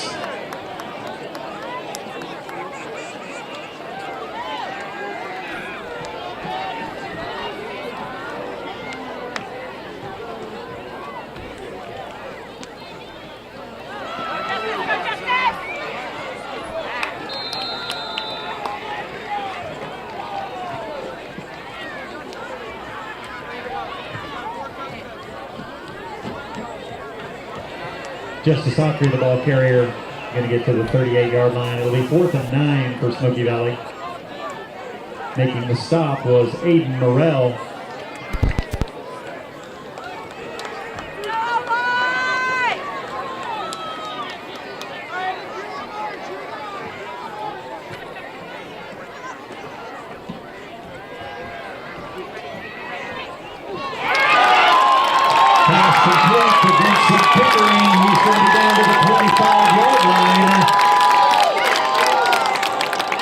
Pick up on the play is good for a Viking.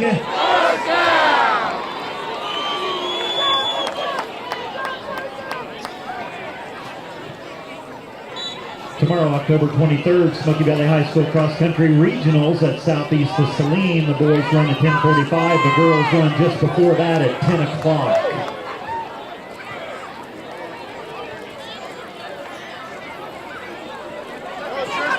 Tristan Stambaugh. He's down close to the 15-yard line. Make it the 16.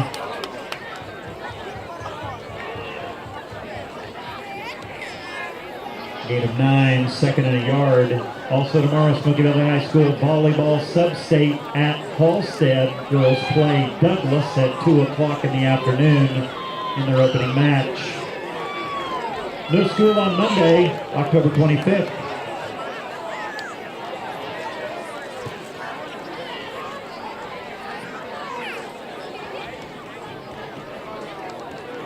Kristen Stambaugh, nice tackle.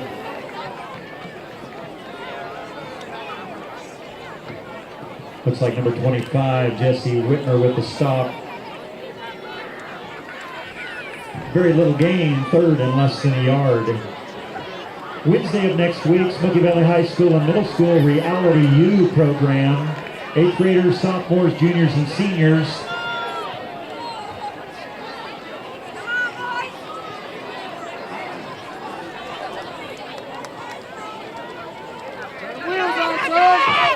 Justice Autry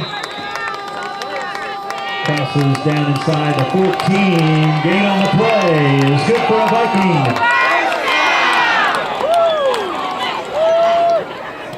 Friday of next week, Smoky Valley High School volleyball state tournament, depending on how they come out of their regional. And at 7 o'clock, Smoky Valley High School football by district to be determined. And then Saturday, October 30th, Smoky Valley High School cross country at Wamego and volleyball state in Hutchinson. Timeout on the field, charge to the Broncos.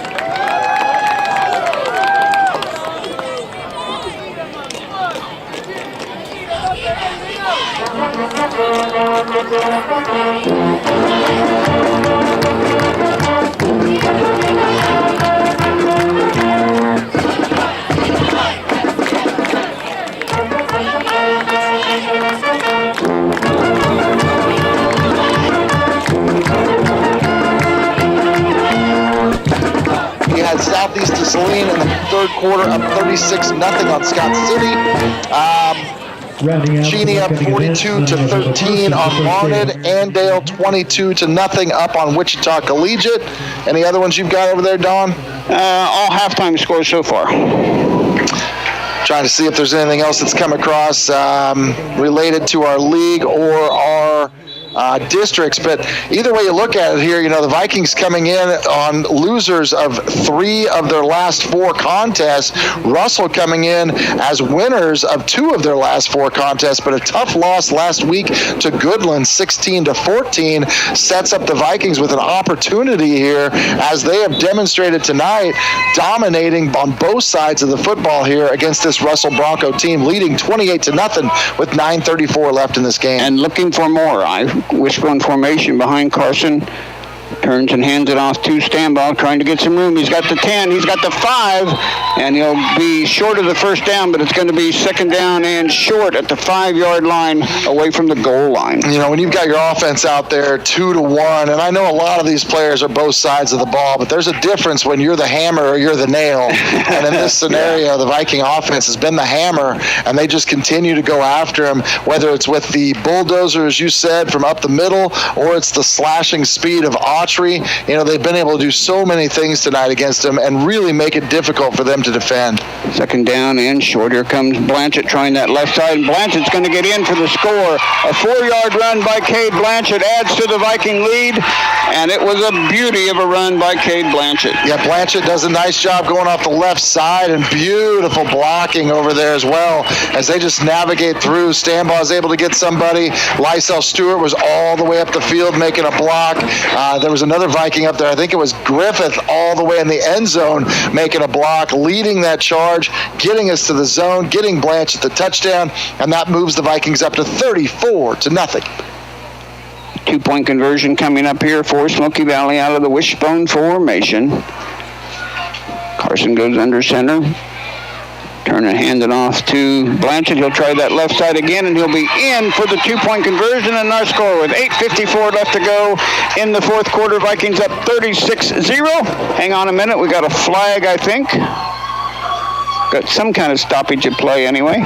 16 plays, 64 yards on that drive, by the way. Nice, steady drive by the Vikings.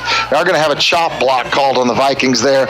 So apparently we had 2 players engaged with a player, or a player engage a player while he was already engaged in a block. So that's going to push them back quite a ways here and make it a long 2-point conversion. Yeah, that's a long penalty, so they'll take it back, and we're going to see a kick here. All right. We're going to see Jones come out here.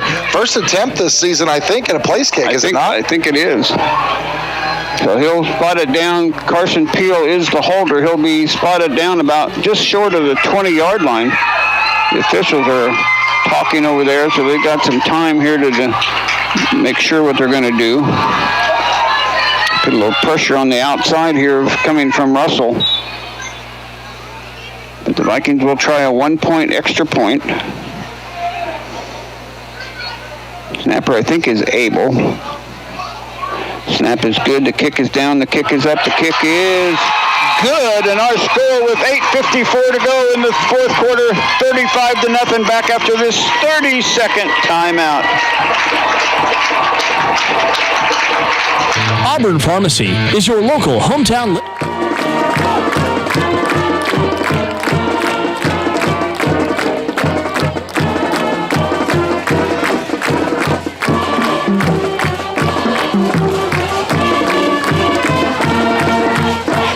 Touchdown play. Good for another $10 donation to the Smoky Valley High School District Club. The White Kingdom.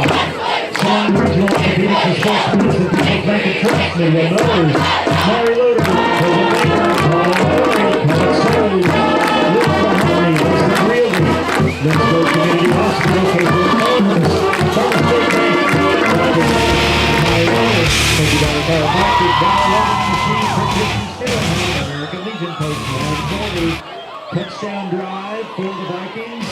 It was 16 plays, 66 yards. Having Trevor Jones as he nails a extra point kick from the 20-yard line. This kickoff goes down to the 10-yard line, taken by the Broncos, 20, 25, 30, and taken down about the 32-yard line. I did want to mention last time on the kickoff coverage, number 10, senior Braden Wise got in on that play, so he doesn't get a lot of playing time as a senior, but certainly wanted to mention his name tonight getting in there for the Vikings. Yeah, another one we wanted to point out tonight, I don't know that we have seen him on the field yet, but back from injury, Alex Grosland was cleared this week and is back in uniform now. Of course, he's been out since I think about the 3rd game this year, if I'm not mistaken. I see him walking right down there about the 40-yard line, but I haven't seen him. I've been looking also. There's a penalty on Russell. Take it back to the 21-yard line, so a block in the back or something.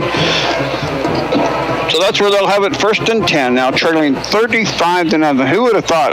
In my interview with Coach Blanchett, he said, I see a close, hard-fought game tonight, and boy, the Vikings have dominated on both sides of the football. 2 receivers each way for the Broncos. Roth looking downfield. Now he's being flushed out of the pocket. Completes it on the far side to number 12. And he's taken down a gain of about 8 on the play. Dower and Abel and Sharp in on the tackle. Yeah, pass completed at Jackson Cross over there, but there is a flag down in the backfield as well. We'll wait to see what that is. Looks like it's going to be a late hit maybe on the quarterback back there. So a personal foul is the call, and that's going to move it forward here for Russell. Yeah, that'll be a 15-yard penalty from the flag, so it'll be a 1st down for the Broncos. They need a little help for things to go right for them. Or is it 15 yards from the end of the play? He's tapping off a long step off, so it's going to be 15 yards from the end of the play. So add it on to the end of the play. It'll go all the way out to the 43-yard line. It'll be 1st down and 10 for Russell. So the Vikings with a 35-0 lead here at 8:34 and counting here in the fourth quarter. I mean, certainly we'll have a chance to see how everything plays out, but we could end up in that 3rd spot in the district. 3 receivers to the near side, 1 to the far side. Roth rolling out, still rolling. He's in trouble now. He's going to cut back on the other way. He's in more trouble, and he tries to find Shom over there about midfield, but he really threw it away from him as well. Nolan Dower was the closest in coverage, but wow, what an effort by Roth. I actually think that was a designed reverse back roll, and what they were trying to do is get the defense to shift over here, and then he tried to hit the ball down the field to number 17, Sohm, on the back side of that and see if they could free him up, and he missed him by a good 3 to 4 yards. If Sohm could have gotten there, he was behind Dower, had a chance, but again, they just haven't quite clicked tonight offensively. Yeah, the pressure was coming, though. He didn't have much time to make much of a play out of that. 2 receivers each way. Roth just looking in the backfield, caught by the receiver on the far side up to midfield and across down to the 49-yard line. Goes number 12 in there. That's Cross. Another nice quick hitter there by Russell, just unloading the ball early and trying to give their runner an opportunity, and he picks up a nice gain there. But again, the key is to get the ball in their hands. Again, down 35 to nothing at this point in time. You know, you're just trying to get some movement and get some options created, knowing you're going to come back and play next week for an opportunity here. So they want to kind of develop some things at the end of this game and put some strength things back into play here. 4 receivers now to the near side for the Broncos, 1 to the far side. So empty backfield in the back for Roth. A little quick, he's going to tuck it and try to run. He's in trouble. Sharp has him back in the backfield. He's going to take a big loss on the play. Good play by Sharp and Pickering. Yeah, beautifully played there by the Viking defense. They got over there. Sharp maintained and contained him on the outside until Pickering could come and help him out. Roth, pretty deceptive little runner there, but there was nowhere for him to go around that Viking edge defense as they got up the field quickly, did their jobs, and stayed home. 4th down and 8 now for the Broncos, as that was a loss on the play back across midfield to the 45-yard line. 6:50 and counting here in the fourth quarter. Vikings up 35 to nothing. Just tremendous defense tonight for Smoky Valley.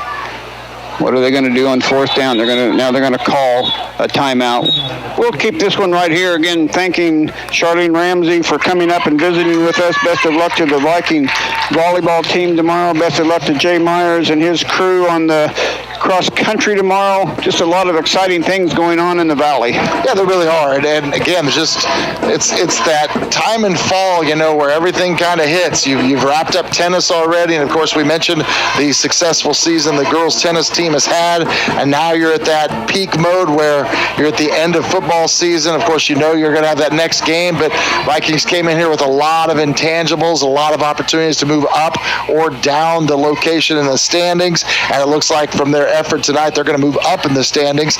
And then you've got volleyball getting ready to hit the ground tomorrow with Sub-State, 2 o'clock at Halstead. A chance to defend their Sub-State championship from last year and a chance to get back to the state tournament. As Coach Ramsey pointed out, 1 match at a time. The most important match tomorrow is that first match.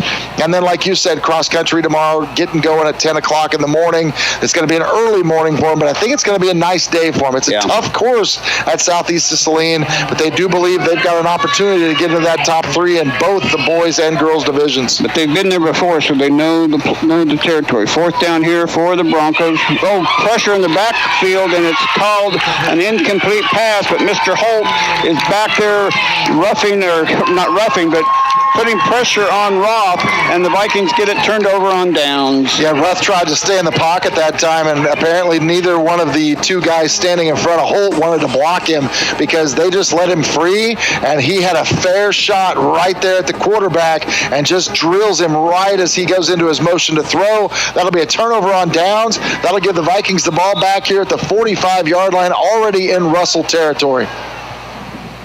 And leading 35 to nothing. Carson under center I formation behind him with a receiver each way. Here comes Stambaugh blasting forward in the middle. He'll get a couple. It'll be 2nd down and 8. But now the clock is definitely your friend, and they just have to run this one out. I do want to point out we do actually see Alex Groslin back on the field. I think this might be for his first possession back since the injury. So an opportunity here in this remaining 6.5 minutes to get him some on-field reps and see where he's at in his rehabilitation of that injury, and to get him some time to develop into next week, create that depth both on the offensive and the defensive side of the football. So it's 2nd down and 8 for the Vikings. Wishbone formation behind Carson with the split end house out on the near side. Turner hand it off to Blanchett, trying that left side. He's got a little bit of room. Get down to about the 41-yard line. Looks like the ball maybe came out, but I'm going to say it's second down for the Vikings. Third down, I mean. So maybe it didn't come out, so all of a sudden the line judge over there jumped backwards, so I thought maybe the ball did come out, but it didn't. But it's going to be 3rd down and 7. Yeah, and again, just ticking the time off the clock. You'd love to pick up the first down here. It's probably 4-down territory just from the standpoint that you want to keep the ball in your hands and see if you can possibly milk the entire 6.5, 7 minutes off the clock. They're going to run a play in here kind of late, so only 10 seconds left as they get the play in. Might end up seeing a quick one here. Might end up having to call a timeout to avoid the 5-yard penalty. Carson's going to quickly, they're going to call timeout. We'll keep this one right here because we want to talk about Salina Surgical Scoreboard Update. Time for Salina Surgical Scoreboard Update. Choose Salina Surgical Hospital for your outpatient procedures or inpatient stays. Salina Surgical is proud to be partially physician-owned. I got Hillsboro, 28, Hutch Trinity, 0. Hillsboro, guess where their only loss of the year is? It's right here. Here against the Vikings. So they have just been playing tremendous football after that. Some other scores, Wamego 38-0 over Abilene, Central 35, South 7 after 3, Minneapolis 12, Ellsworth 12. That's a close one up there in Ellsworth, I think. And El Saline 33-7. That was a halftime score, the last we have from that one. McPherson was way ahead of Augusta tonight. Central Plains 46, Wilson 0, Marion 14, Lions 7. That Central Plains score was a final. Marion 14-7. That's in the 4th quarter over the Lions. From some, again, 4th quarter scores, I'm pretty sure. Actually, 3rd quarter scores. Pratt over Nickerson 54-17.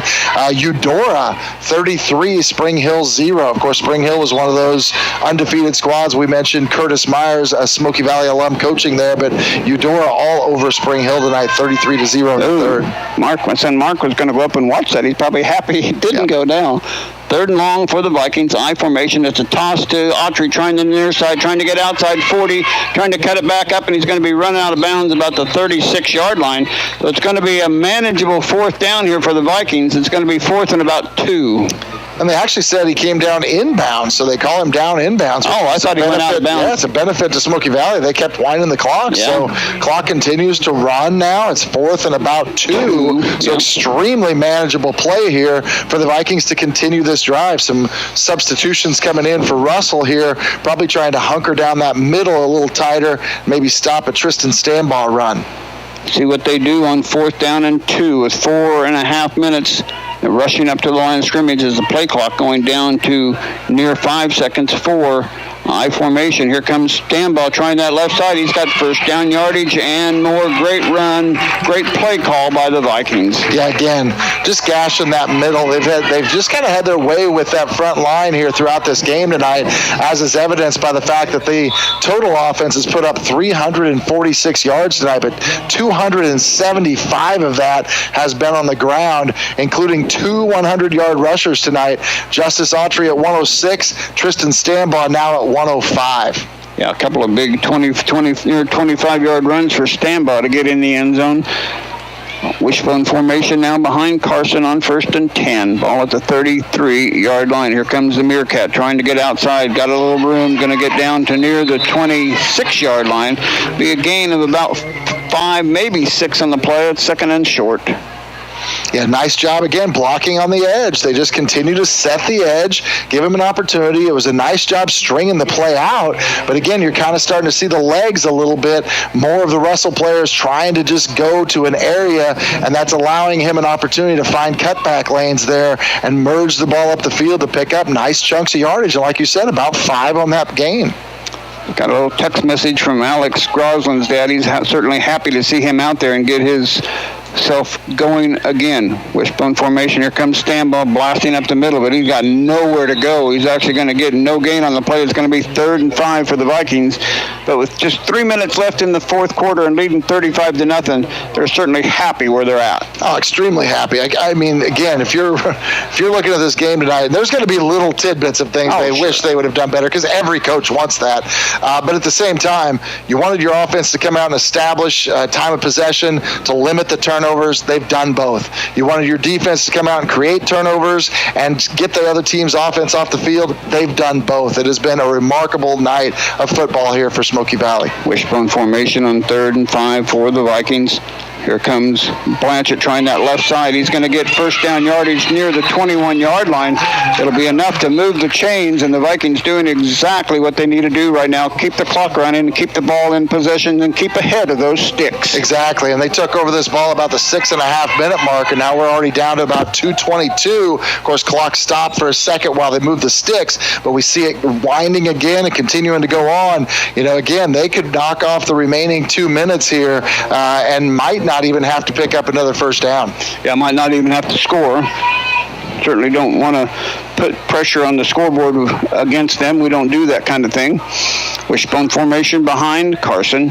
Turn and hand it off to Blanchett, trying the near side. He's going to get a yard maybe, and that's it. Going to be second down and long. Now they're starting to get some other linemen in there. We'll have to get those for you. Number 67, Gio Luis coming in. Number 76, Gabe Baker coming in. So good to see both those guys getting in. Groslin coming out as well as Kraus. So Groslin got a few reps in there. Had a chance to see him get back from the injury. And now a chance for Coach Elliott to talk to him about how'd you feel, all that kind of stuff. You don't have to overdo anything tonight. You just want to get a feel for where you're at. So second down and 10 for the Vikings here at the 21-yard line. Carson gone all the way under center. Wishbone formation behind him. Turn and hand it off to Stambaugh. Trying that side. He's got across the 15 and down to the 14 or 13. It's going to be short of the first down, but it'll be 3rd and short. Yeah, and again, just gash in the middle. Smoky Valley just trying to keep it nice and vanilla, nice and simple right now. Their goal here is just to try to run out the clock and seal this game. Wouldn't be surprised if they go ahead and take a knee here on this last one, or try to pick up the first down and then go down at some point in time, and that way they can for sure ice this game away as we tick under 45 seconds in this ball game. Yeah, they'll run a play here. They'll take a knee on this one. He won't even snap it until it gets under 5 seconds. And now it's going to be under, so you won't have to run another play. Well, the Vikings are going to end up winning this ball game in control fashion. The Vikings certainly, from the get-go, time of possession was in their favor, and the Vikings just dominated tonight. Yeah, phenomenal game, offensively and defensively, doing exactly what they came out here to do. But like you said, dominated the time of possession. And when you can do that, it's a rare time that a team beats you when you dominate possession like that. Final score, Vikings 35, Russell 0. We'll be back after this 2-minute timeout to wrap this one up. You're listening to Smoky Valley Football.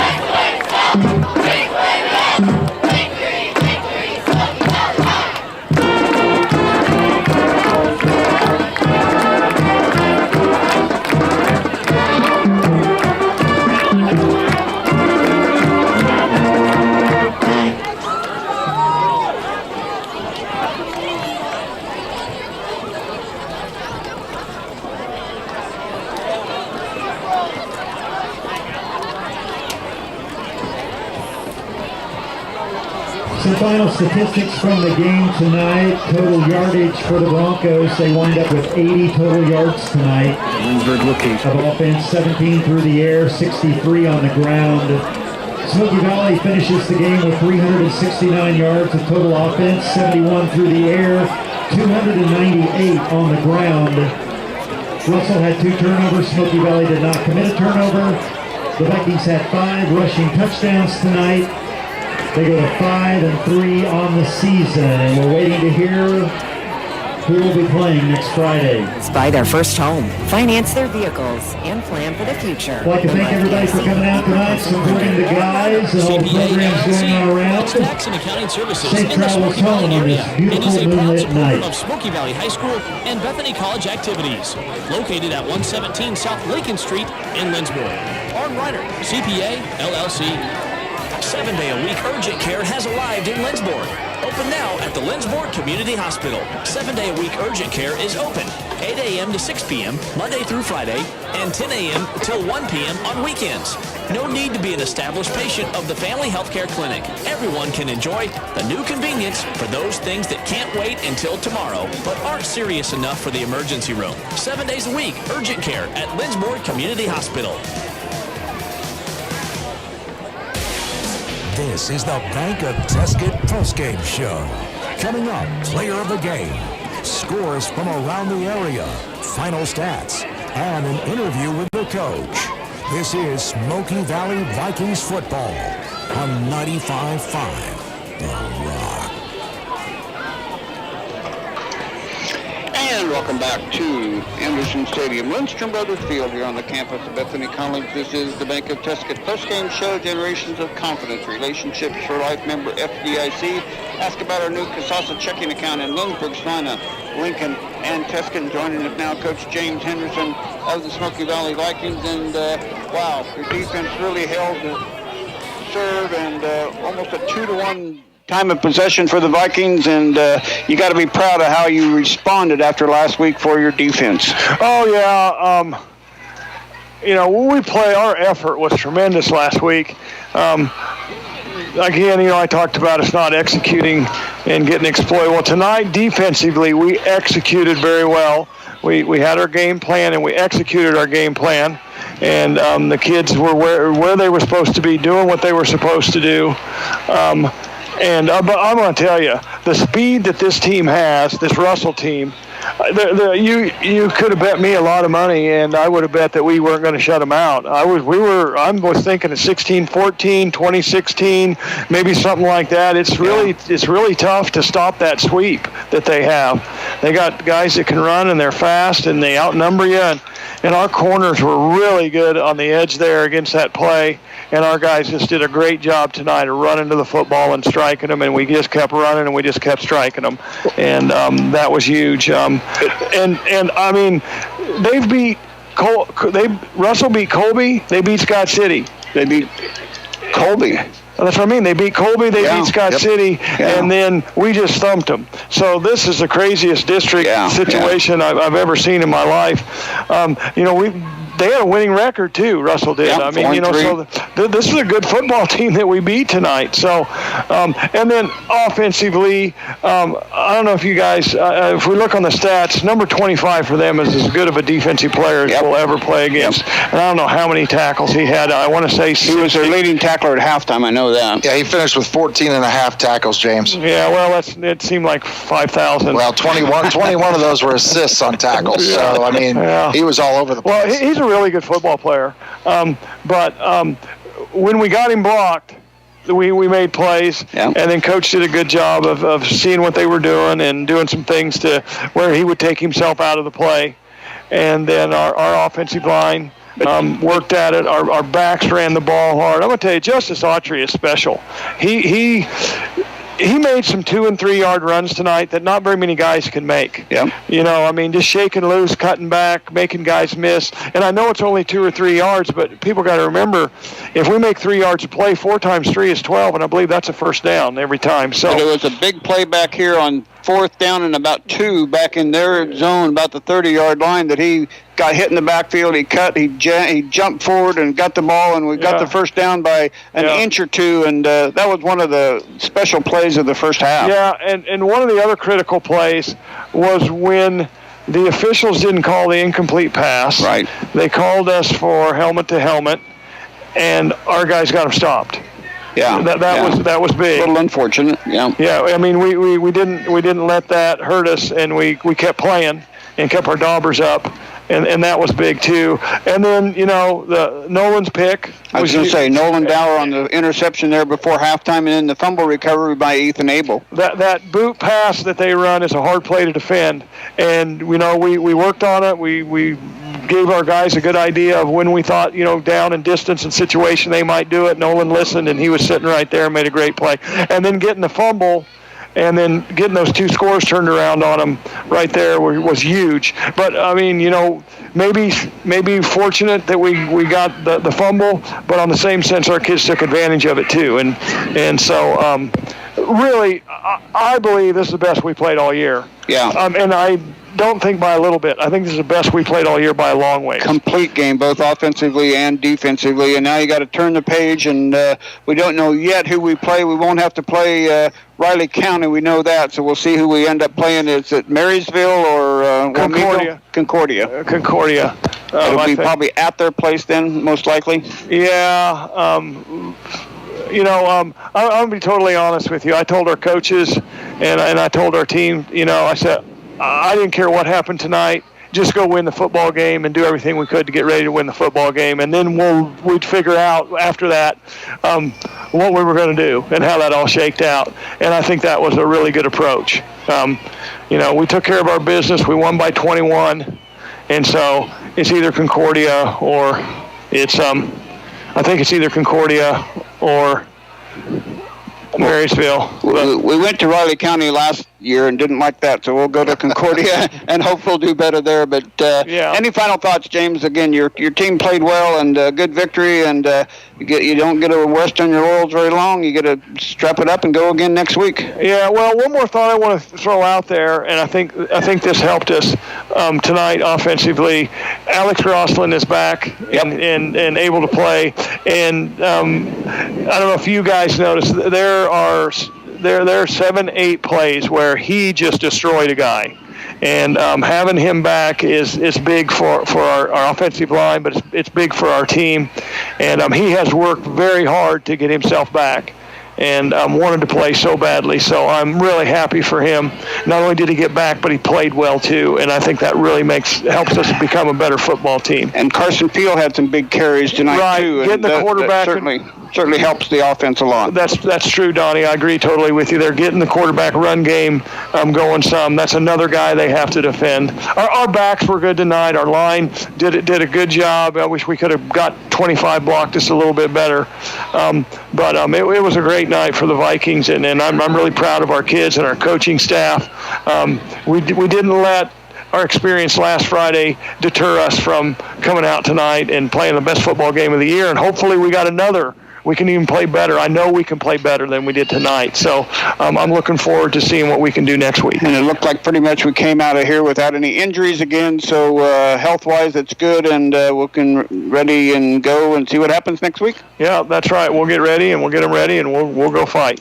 Thanks for coming out again, James. Congratulations on a great victory. Yeah, thank you, guys.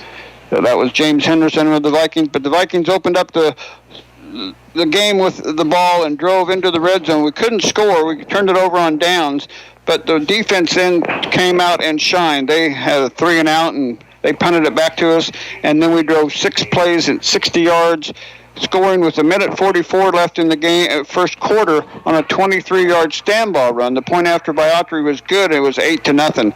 Then a turnover on downs. Russell was driving a little bit, but the Vikings got the ball back, and they put together a 75-yard, 14-play drive, culminated in a 24-yard run by Stanball. The point after by Carson was no good, and it was 14-0 then.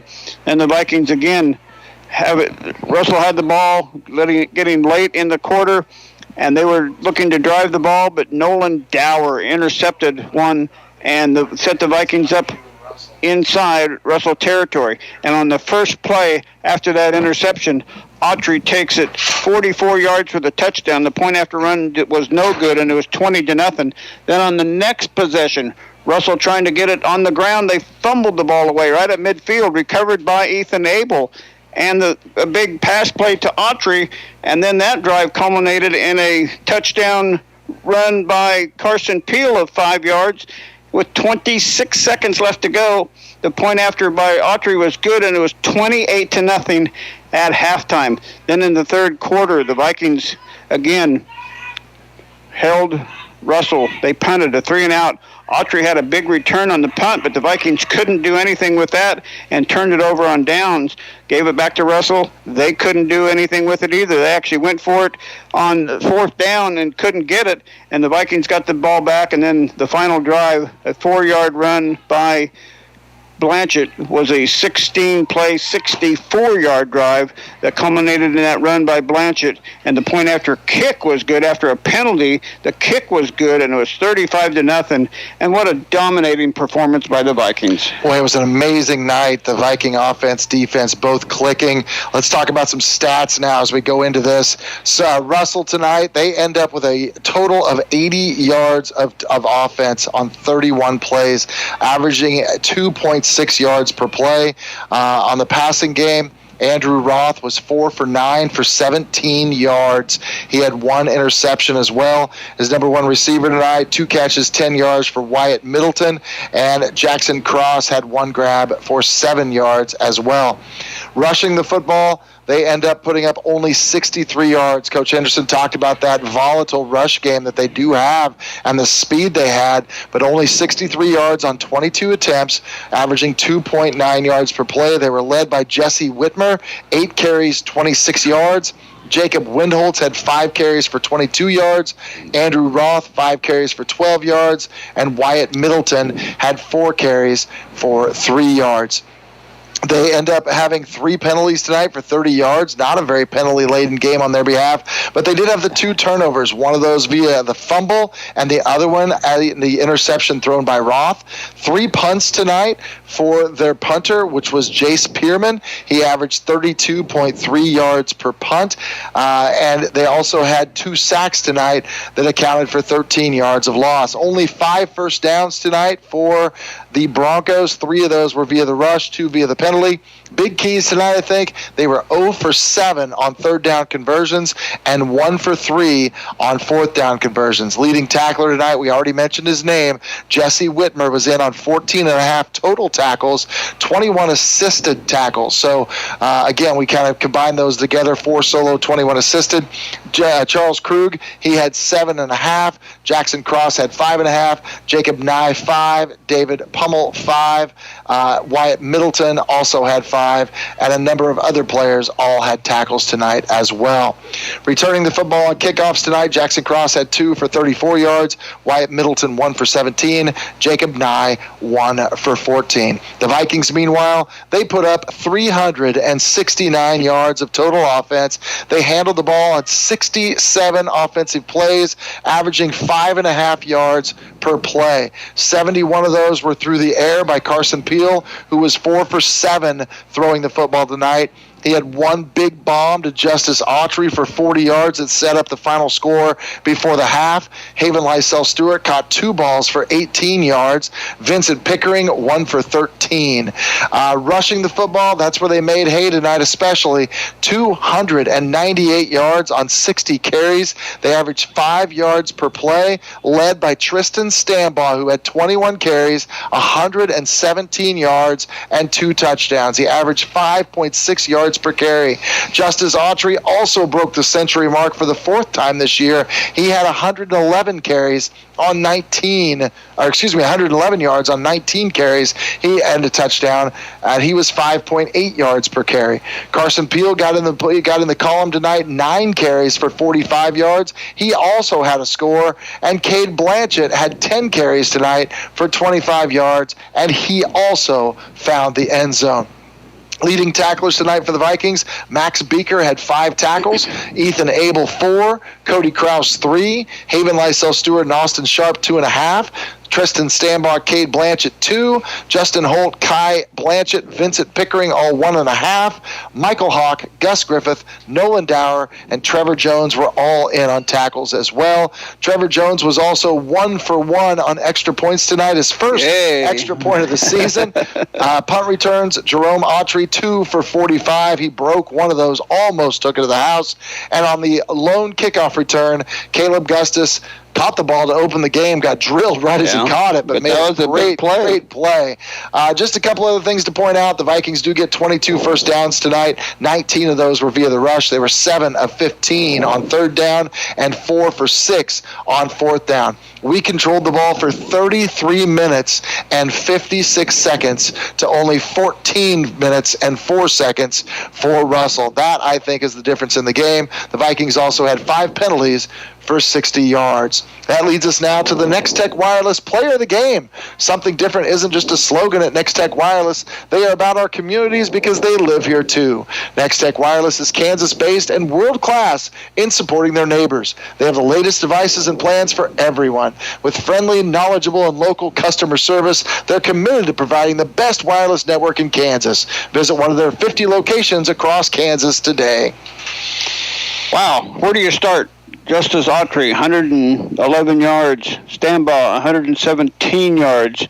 Peel, 9 rushes, 45 yards, and his passing of 71 yards. And Blanchett, even though he didn't get a lot of yards, he had some important carries. I would nominate all 4 of our special players. Yeah, I easily see that you could say the same thing there. It was such a solid night, and then you work in some of the efforts defensively here too, with Tristan Stambaugh having a couple of tackles. But the tackles are deceiving tonight because of the fact that they didn't have the ball for that many 31 plays. Exactly, yeah. And so you try to figure out that amount of tackles in that realm. There's not going to be very many, but that Viking defense was back there in the backfield numerous times. So I certainly could agree on what we think might be at least a 3 or 4-headed monster tonight, but I think all those guys, Stambaugh, Autry, Peel, Blanchett, that whole backfield was huge tonight at making plays. And again, they did a lot of that based on the blocking up front, but those 4 guys were tough to bring down today. They were recipients of good blocks and good execution, and I know Cade Blanchett had some early tackles that were pretty good, even though he maybe didn't have a lot of them, but he was certainly a key player in the game, and we'll certainly nominate Justice Autry, Tristan Stambaugh, Cade Blanchett, and Carson Peel as our Next Tech Wireless players of the game. So good job to them. Don't miss the Wheat State Scoreboard Show tonight from 10 to 11 on Sports Radio 1150 KSAL. Get a recap of this game, scores from the area, and other wraps from various broadcasters across the Sunflower State. That's the Wheat State Scoreboard Show from 10 to 11 on Sports Radio 1150 KSAL. Time now to look at a Salina Surgical scoreboard update. Choose Salina Surgical Hospital for your outpatient procedures or inpatient stays. Salina Surgical is proud to be partially physician-owned, and 49 points for Salina Central, 14 for South. There's still about 4 minutes left in that game. A final from Minneapolis and Ellsworth. Minneapolis wins at 18-12. Final, Wamego 45, Abilene 7. Late third quarter, El Saline 40, Ellenwood 7.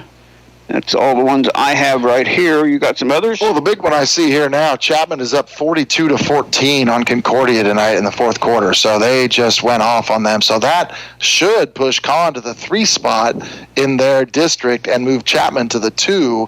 So, like I said, as far as our district is concerned, Southeast of Saline took care of Scott City tonight. Last score we had was 36-0 in the fourth quarter. And Colby was up 24-12 on Goodland. That was late in the fourth. So if that all holds true, Southeast will finish at 5-0 in our district. Colby will take second at 3-2 in our district. And then there's the tie between Smoky Valley, Scott City, and Russell, all at 2-3 in the middle. And then Goodland at 1-4. Based on what we had talked about, we thought that if the Vikings won by more than 13, that might move us up to the 3 spot. I think that's what our assumption is. And if that's the case, we would play the second place team in that other district, which might very well be Chapman. Yeah, we'll see Chapman or Concordia, wherever we end up. And Clay Center was getting all over Council Grove tonight. Beulah was all over Circle. So a lot of scores going over there. 66-0 was, or 66-8 was Council Grove, or Clay Center over Council Grove, and then trying to get Inman is all over Smith Center tonight. It was supposed to be a closer game, but it's 38-8. Wow. Inman over Smith Center. So and our update here is Southeast of Saline 42, Scott City 0. That is still in the fourth quarter. Got that one. I was looking for a McPherson score, and I haven't found it yet, so we'll keep on looking. Anyway, don't forget, tomorrow afternoon, volleyball, 2 o'clock at Halstead of the Regional. They played Douglas in the first game, and then they take on the winner of Heston and Wichita Collegiate, so wish the best of luck to them, and also cross country tomorrow in the morning. They'll take off at 10 o'clock. The girls then at the boys at 10:45, like you said, and it'll be an interesting sub-state for both those cross country and volleyball. Yeah, it's late fall. It's time to buckle them up and get ready to play postseason athletics. And that's what we're doing right here with cross country tomorrow, with volleyball tomorrow, our next game next week, whether we're home or away. Either way, we're looking forward to that and the opportunity to compete one more night and all those great opportunities. We're looking forward to a huge KU upset of Oklahoma tomorrow. I don't know how that's going to happen. Maybe if Oklahoma doesn't show up, we've got a really good opportunity. But again, you made the comment earlier how amazing it is. Smoky Valley Athletics, all the successes that we've seen so far this fall. Really excited about that. We've got winter sports coming up, not too far away. We'll start off practices in less than a month. Of course, Coach Drew and myself will be working on putting together some elements of late night in the Valley. We think we're going to be able to get back to the normalcy of what that is again, and we'll hopefully talk more about some opportunities there and what exactly we've got in store. So, again, won't be live.smokyvalley.org for the volleyball tomorrow, but it will be on the website where you can link up with their Facebook or whatever their stream will be. So it'll be available, but we won't be able to have it like we normally do. So Mike will have his link up there for you to be able to access that. If you can't access that for some weird reason, it will be on the Halstead High School Facebook page. They do a Facebook Live version of that. Hopefully things will work smoothly and that'll give you a chance to watch. Or if you've got some free time, go watch cross country in the morning and swing on down to Halstead. There's some good eating places on the way. Find somewhere to eat, get there, and cheer on those young ladies tomorrow afternoon as well. Yeah, best of luck to Charlene, her coaching staff, and all the girls in volleyball, and again, the cross-country boys as well. And don't forget Bethany football. They play at MAC tomorrow, so good luck to the Bethany Swede football team as well. I think the Bethany men's basketball has already started. They picked up two big wins in Oklahoma. So, winter sports are starting right around the corner, and fall sports are winding down, and it's a lot of fun here in the Valley. Any final thoughts? Wow. We talked all week ever since we talked to Coach Henderson last Friday. This was going to be a team that could be dangerous. Their record and the teams they've beaten were scary. That as we come in here coming off a loss, and they came off a tight loss with some injuries last week to a good team, and we felt like, wow, I mean, this could be interesting. And here we go, and our offense starts clicking early. Our defense continues that, and we just ran away from them and showed that we were, at least on this night, the better of the two teams. As we dominate the scoreboard, we dominate the statistics, we dominate the time of possession, and just a great overall night for this Viking squad as well as the Viking coaching staff. Yeah, it was an all-around good win for the Vikings, again, 35-0. Well, that'll wrap it up for our broadcast tonight. For Jason Grulard, for Doug Snyder, for Jared back at the station, this is Don wishing everybody a very pleasant good night. Hope you have fun tomorrow with all the things going on. Take care, everyone. Talk to you next Friday. We don't know where from, but we'll talk to you somewhere with Viking football. Take care, everyone. Good night. Give us a call at Hometown Outdoor Power in Salina, Minneapolis, and McPherson. Get your mowers. Sign up for our winter service program.